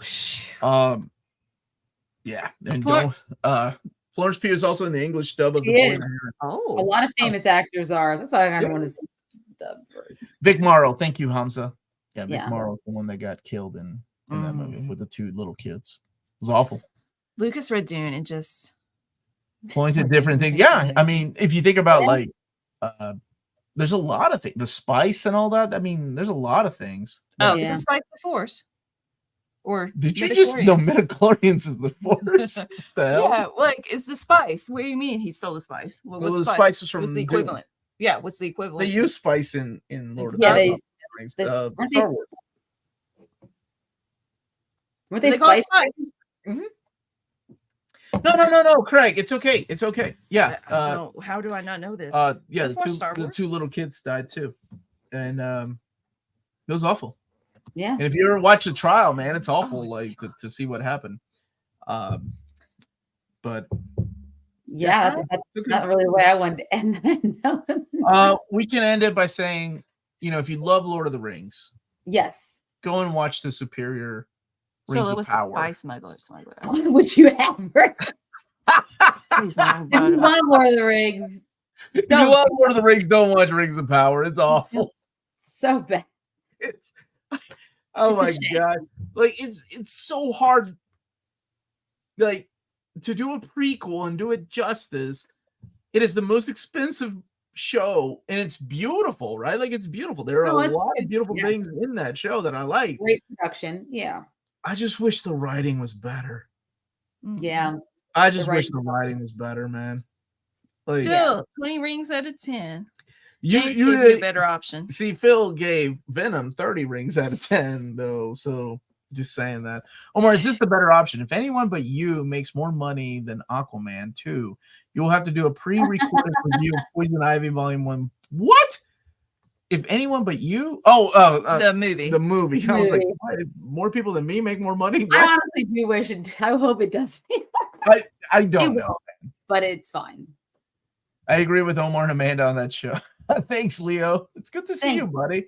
I don't think we need anything Tolkien that isn't sourced from Tolkien. It's hard to do it, right? Like we want more. We want more. Anyone but you will probably do well because of Sydney Sweeney. Will she be enough? I was thinking Glenn Powell. What are you talking about? I'm gonna go take care of him. All right, I love you. Okay. It sucks axe. Rings of power. Go take our daughter's boyfriend. Hey. Oh, go have fun doing that. Call him that. It's weird. Bye, guys. More than enough. Bye, Melanie. Love you. All right, let's start wrapping up. Yes. I heard people cheer for Sydney. Just saying. Good. I hope that means that I would love for that movie because it's a romantic comedy. It's not a superhero film. I would love for it to make more money than Aquaman. Okay, why would you love that? This is near mint condition. Oh, it's true. There's no anyone but you collected edition out. It's true, but we did. You might as well start playing these. We haven't played these. Is this wait a second. How long does this go? Yes. Wait a minute. I thought this was the MTV Music Awards. The Fate of Us All, little one. Okay. No, I didn't put that. You should. I can't put that one in here. Look at the Fellowship, man. They look great. What the hell is that? Fellowship of the Ring. Yeah, man. Right. Where are we going? Where are we going? Pip is so stupid. I know. Yeah, Agent Smith was an amazing help. No, I not that I know. if Aquaman was anything but the Aquaman that I know we're gonna get, I would want it to be number 1. But you don't know what we're gonna get, man. Could be good. I saw the trailers. I mean, I was middling at best on the first Aquaman, so I'm not have high hopes for the second. Oh, no, I will say the first Aquaman was fun. I thought the first Aquaman was fun. I don't know how this one's gonna be, honestly. Yeah. Are we reviewing it on Sunday or no? We're doing it on Friday, right? Yeah, we're gonna do a review of Aquaman 2 on Friday night, probably same time, 8 p.m. Eastern Standard Time live. And then after Christmas, next Wednesday, we are going to be ranking our favorite mid-2000s comedies, which has nothing really to do with comics, but it is a man knows about the extended edition. Yes, where are we going? Please insert this too. Yes, I know every spot that those stupid movies stop to say, please insert next this. All right, I'm sorry, Amanda. We're gonna be reviewing what? We're doing a tier. Is it a tier list? Yes, we're doing a tier list. Oh God, of mid, because obviously, if you've watched the show long enough, you know that Omar and I have very different ideas of what comedy is and what's funny. So I would like to see how he would rank some of the most popular comedy movies of the mid 2000s. So probably about like 2004 to 2009 is where we're probably going to be using that. Wait, yes, 2024. I thought we were doing earlier. I was like, I got some picks. Okay, we could go to 2002, 2001, whatever it is.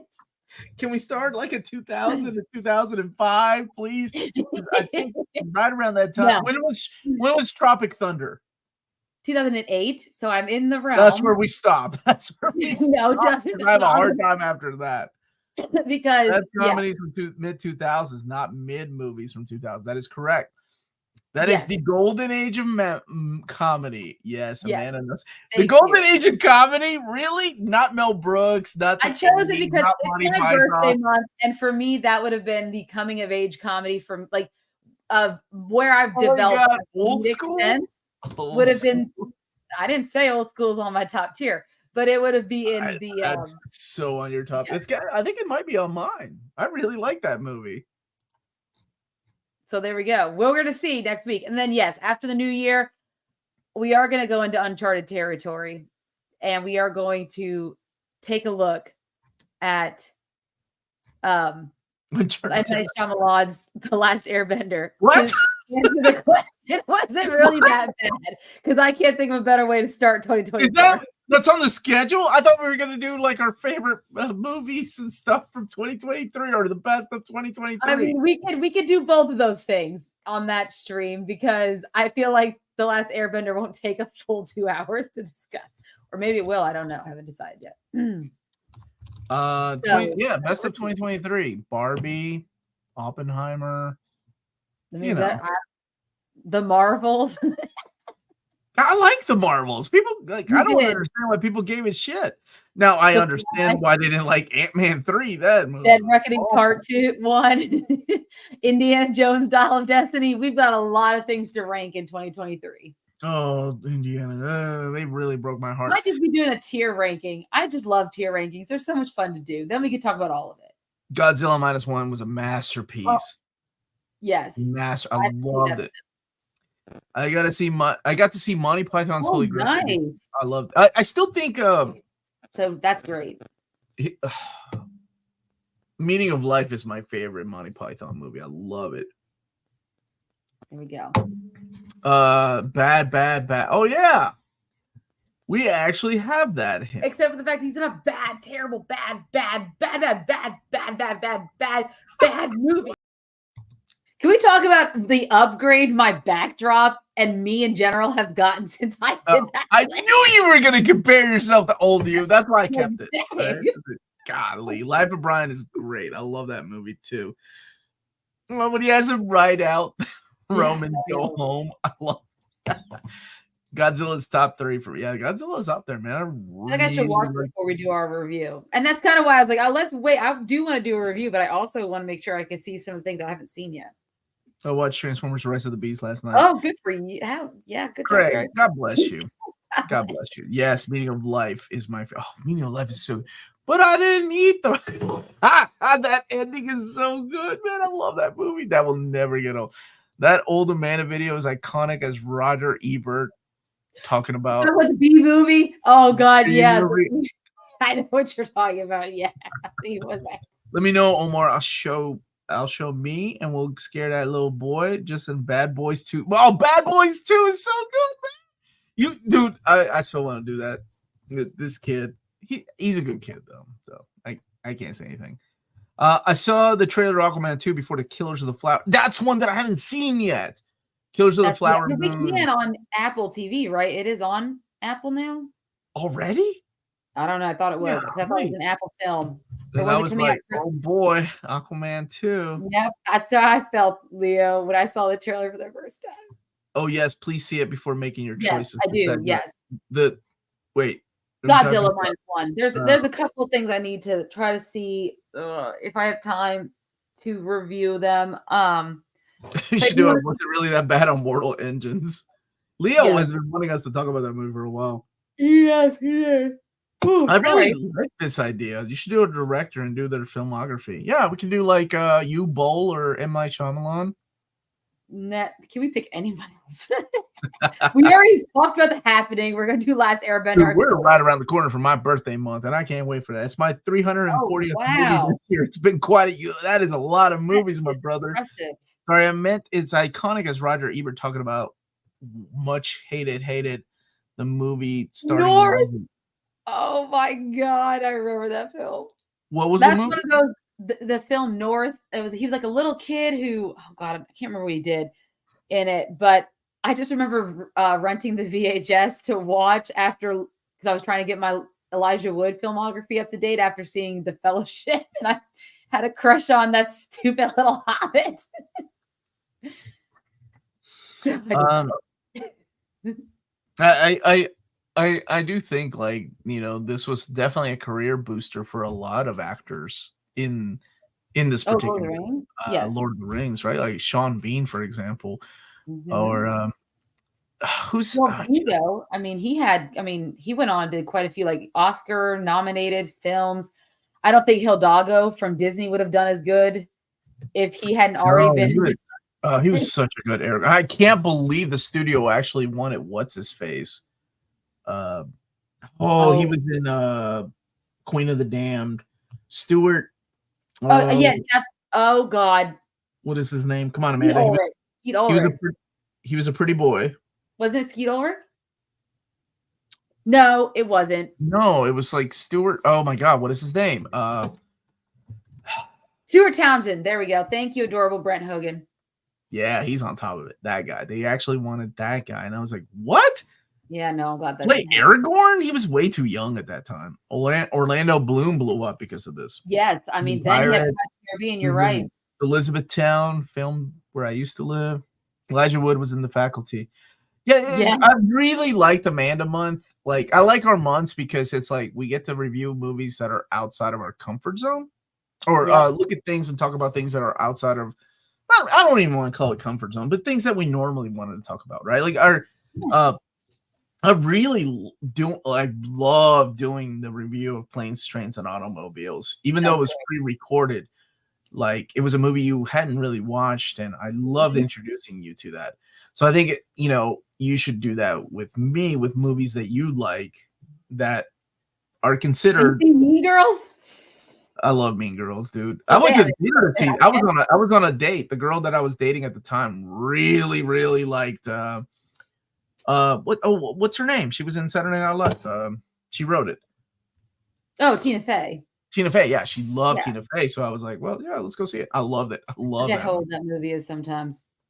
Omar, just check the chat instead of Google. Someone will always know the answer. That's true. Carl Urban. Yeah, Carl Urban. Yeah, this was his first movie. Mm-hmm. Then he went on to do, hopefully the new Mean Girls lives up to the. Teen, how are you, my brother? Mean Girls is one of my favorite comedies. I like that. I love that movie. There was another movie that came out at the same time with she was a really cute pop star singer, and then she became an actress. She was in Us. What's her name? Mandy Moore. Saved. Is he Saved? I love Saved. Saved. Yeah, I love Saved. I watched a lot of the films. So everyone's talking about the new Mean Girls. So what's interesting is I don't know why they did this as Wonka. Apparently Wonka is a musical, but they hid it in the trailers. Mean Girls is a musical, guys. It's based off of the musical, not based off obviously the musical is based off the 2004 film, but there are differences because it's based off the musical. And the girl who I love, Renee Rapp, she's in Sex Lives of College Girls. She is phenomenal in that. She has to also love her music, phenomenal music. But she originated the role of Regina George in the musical on Broadway. So she's also reprising that role in the film as well. So it's interesting because it is not like a true remake of Mean Girls because it's a musical. It's going to be very different in a lot of different aspects of it. Oh, I was hoping it'd be a sequel. What the fuck? It's a musical. 2 points on. Mine is 2 points on. I think that's why they hit it. That's why they hit it. I personally love musicals, so I do not. The only musicals I like are Little Shop of Horrors, not even the Jack Nicholson one. I'm talking about the Rick Moranis one. And that's somebody we need back. That's who I should cast in my next superhero movie, Rick Moranis. Let's bring him back. Yeah, I'm not a fan of musicals. I never have been. No. But that makes me sad. I kind of wanted like an actual follow-up. Joker 2 Mean Girls reboot is 2024 bringing musical. So is Joker 2 supposed to be a musical? I thought that was just a rumor. Nothing's been confirmed yet, right? Yeah, I don't know if anything's yet. I think there's just because they cast Lady Gaga. I think that was Tina Fey is a natural. Oh, absolutely. when she played what's her face in the election years. Oh, she was good as Sarah I can Palin. see Alaska from my house. Yeah. What's her name? Sarah Palin. Sarah Palin. And then what's her name was Hillary Clinton. She was in Parks and Yes, Parks and Recreation. She was those were so good, man. They were really good. The Into the Woods trailer took me the same way. Did not know it was a musical. This is a Stephen Sondheim musical classic. That is an old musical, like old, like it is.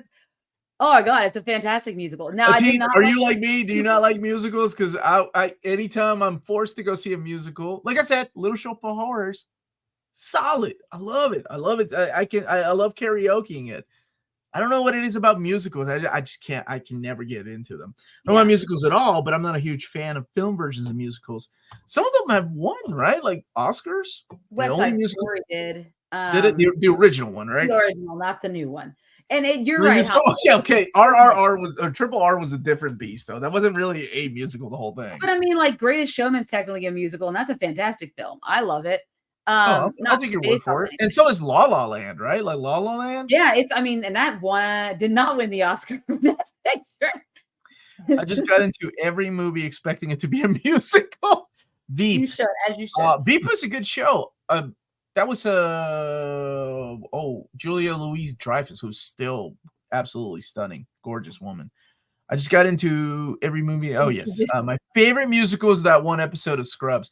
Buffy the musical. I did like Buffy the musical. Yeah, season 6. Okay, yeah, that's true. Okay, but Blues Brothers, they didn't have original music though, right? Like it's a little different. Yeah, whereas, but technically, like, there's a musical about Green Day's American Idiot that doesn't have like original music either, but it's still a musical. You know what I'm saying? Morissette musical that just came out. I guess when I think of musicals, I think of like original music. Yep. Joe's Apartment is the only music. Joe's Apartment with what's his face? The guy from Sliders. He was also in Scream. I don't know why I think of Scream too. What the hell is Jerry? Oh, he was in come on, Omar. Stand By Me. Jerry O'Connell, Joe's Apartment. Is that who's in Joe's Apartment? Yes, I'm weird. I did enjoy him. A lot of people really like Hamilton. Yes. I'm glad they haven't made it. Stevens. I love Shia LaBeouf. Also, someone said Community, and I love their Christmas one where the chorus teacher tries to get them all to do the Christmas show. No. That musical episode of Star Trek Strange New Worlds was better than it had any right to be. How are you doing, Noir? Yes, Wolf? Another good example. the trailer for The Color Purple that's coming out, which I hear is amazing. They don't show that it's. What's amazing? How are you going to remake The Color Purple? No, the musical is really good. It does different things than the original. So it does different things. Because it's they showcase different parts of characters that you don't really get to see in the movie. The original Color Purple, for example. It's different. I am curious if Blues Brothers is considered a musical, though. Don't think so. Jerry O'Connell. I don't think original music is a requirement for a musical. That might be true. I don't have an answer for this. A few years ago, they announced New Jack City with Wesley Snipes. I love that movie. I thought it would be a musical. Really disappointed. New Jack City's awesome, man. Someone said Moulin Rouge, which I agree with. Moulin Rouge can burn in the. Oh, I guess I know what we're gonna end up. I think we're gonna. I hate that. I hate that director. I hate that director. I think we're gonna change. Maybe next week we'll do a review of Moulin Rouge. No, why would you do that? Because why not? Yes, I'm sorry. I know it's based. Wait a minute. What? So why does it need to be a musical? No. What? I didn't know this was an offer. Did you offer that, William? Did you offer that, William? Okay, wait a minute. What do you mean? Like, what I don't even like Fallout Boy. What would I go down there? They don't have a pit. It's all seating because they're all indoor arenas, so there's no pit. No, they remade Billy Joe's We Didn't Start the Fire. They can go to hell too, right beside the dudes that made what's it called? That was their number one song. That song sucked. Omar doesn't know The Color. I do know. Shut up, Hamza. Lord of the Rings musical when? Oh, it's coming. When someone bursts into a song, it's a musical. That's not a fair statement, Matt. Then Lord of the Rings is a musical. Return of the King. I'll team up with you on that one, Amanda. Which one? The Moulin Rouge. Moulin Rouge? That movie sucked. I hate that. Right? He's awful. Like, I really like the kid that played Elvis, but that movie was awful to watch. I'm not saying that but I said his Gatsby. I thought that was. Oh, that was bad, Amanda. No. He's like a poor man's Oliver Stone. I said what I said. Omar did want to get out of this comfort zone. I did want to get out of my comfort. I should have said that. I heard there's a Lord of the Rings. Is there a Batman? I heard oh my God, I thought it was alone. Who are we talking about? Baz Luhrmann, that guy? I can't. I hate his movies, man. I hate his movies. Poor man's Oliver Stone has ever made a non-musical. I mean, technically, there was music in Gatsby, but they sing. Elvis wasn't a musical, was it? He sang in it, didn't he? But is that considered a musical? No, but I don't think they're singing. Where's Larry? Gatsby either. But Tick Tick Boom is oh my God, that is. Have you seen that? Mm-hmm. That's so good. It's got Andrew Garfield, right? That one. Yes. He plays the creator of Rent. Oh my gosh, Jonathan Larson. His editing is an awful. Poor man Oliver Stone. Thank you. I thought I was the only one because my wife loves Romeo and Juliet. Loves that movie, and that's one that I just want to take like pencils to my eyes and just stab my eyes out. Like it's so awful. Because I don't understand the directing that he's doing. I'm like, what it seems like so amateurish. But people love it. Agreed, Omar. The Great Gatsby book is better than the I do love the book. I love the book. The book put me to sleep. That's how better it is than the film. I like it. Okay. I take it back. I do like Grease. Nah. I do like Grease the musical. I don't care for Grease. Blades to combs. Take it or leave it.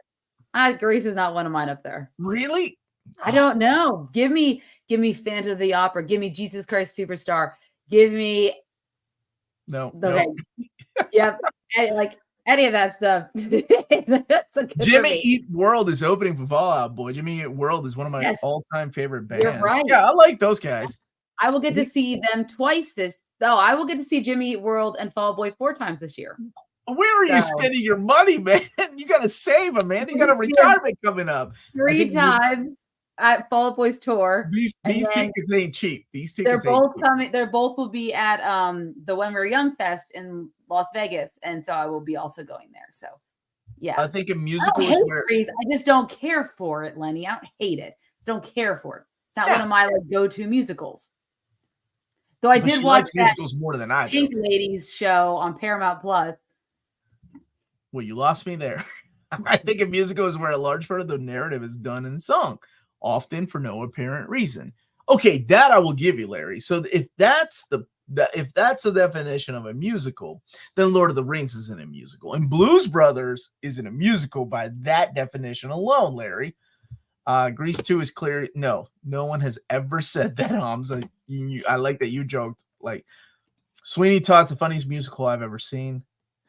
Was the Pink Ladies awful, Amanda? It looked awful. Did you finish it? No, I didn't even finish it, and then it got canceled. So finally got to watch. Was it really that bad live? Aria, it wasn't even that bad. It was so good. It was so 10 out of 10. 10 out of 10. One of the best comedies ever. LA Story. LA Story was Steve Martin. That's right, Aria. What's your favorite moment of Lord of the Rings? And then we can wrap this up. This has been a lot of fun. For me or for Aria? Aria, I already know your favorite moments. We played your favorite moments. Well, I'm waiting on that. Sato, yes. Joe Troman, the lead guitarist, is writing a comic with Rick Remender and Andy Samberg. That's the bowling one. There it is, Amanda. I am on that. There we go. Blues Brothers isn't a musical, more of a musical comedy. What is the name of the Tom Cruise rock musical? Rock of Ages? Rock of Ages. Yeah. I kind of like the music. I don't really like I wouldn't like the musical regardless. I don't really like where it went in the second half. It was kind of weird. And it's darker in the actual musical. Damn, Omar, you used my own logic to convince me that Blues Brothers may not be a musical. It's what I do, Larry. It's what I do, my friend. All right, Omar, save your money. Also, Omar, empty your wallet and stuff. Yeah, that's right. It is, William. Yes, yeah, and I got the VIP package too. Yeah, Amanda ain't gonna have no retirement. She's gonna be watching these guys. I need to. It's more power to her. Amanda, your setup looks like you're wearing a pirate hat. Does it? Is it her hair? It's her hair. Because my hair's dark. Rock of Ages is pure genius. I'm glad that I didn't know you all were musical fans. Good on you all. Tom Cruise rapping. I do love when he does Tropic Thunder, though. Dude, I love that movie. Love Tropic Thunder. Rock of Ages. Thank you. Absolutely. Yes, Rock of Ages. All right, Panda. What are we doing? When are we coming back? What's going on? What's up? Friday. We'll be back Friday, 8 p.m. Eastern Standard Time live to do a review of Aquaman 2. Was it really that bad? Shut up! It's gonna be the best. Yes, School Rock is my favorite as well. They actually did make it into a musical with more songs. So we will, James, do a musical tear maker. That sounds great one time. What the hell's wrong with you, James? Did you not hear what I said? Anything that I had to say? I don't like any musicals except for a couple. Yes, but we will be back on Friday with Aquaman 2. Was it really that bad? So check us out then. Stop saying that, dude. It's not out yet. And we will wrap this up. Thank you guys so much for watching. Don't forget to hit that like and subscribe button. Remember to follow us on all of our social media channels at nearmintcon. Remember to check us out on Spreadshop for some great Near Mint Edition merchandise. And remember to check us out on Patreon for $1 a month or more. You can support us here in what we do and also get some cool perks along the way. And last but not least, if it's classy and cool, it must be Near Mint. Good journey to all 01. And if we don't see you on Friday, happy holidays, everyone. You better be here on Friday because you ain't got. Well, I mean, if they're not here, but I hope you all are. No, I ain't talking to you. You are episode of Was It Really That Bad? You better be here on. You don't like your family that much. Take a break from your family to come and join us and talk about the greatest Was It Really That Bad? Movie Aquaman 2 of 2023. Aquaman 2. I don't even know what the hell the subtitle of Aquaman 2 is. Lost Kingdom. Lost Kingdom.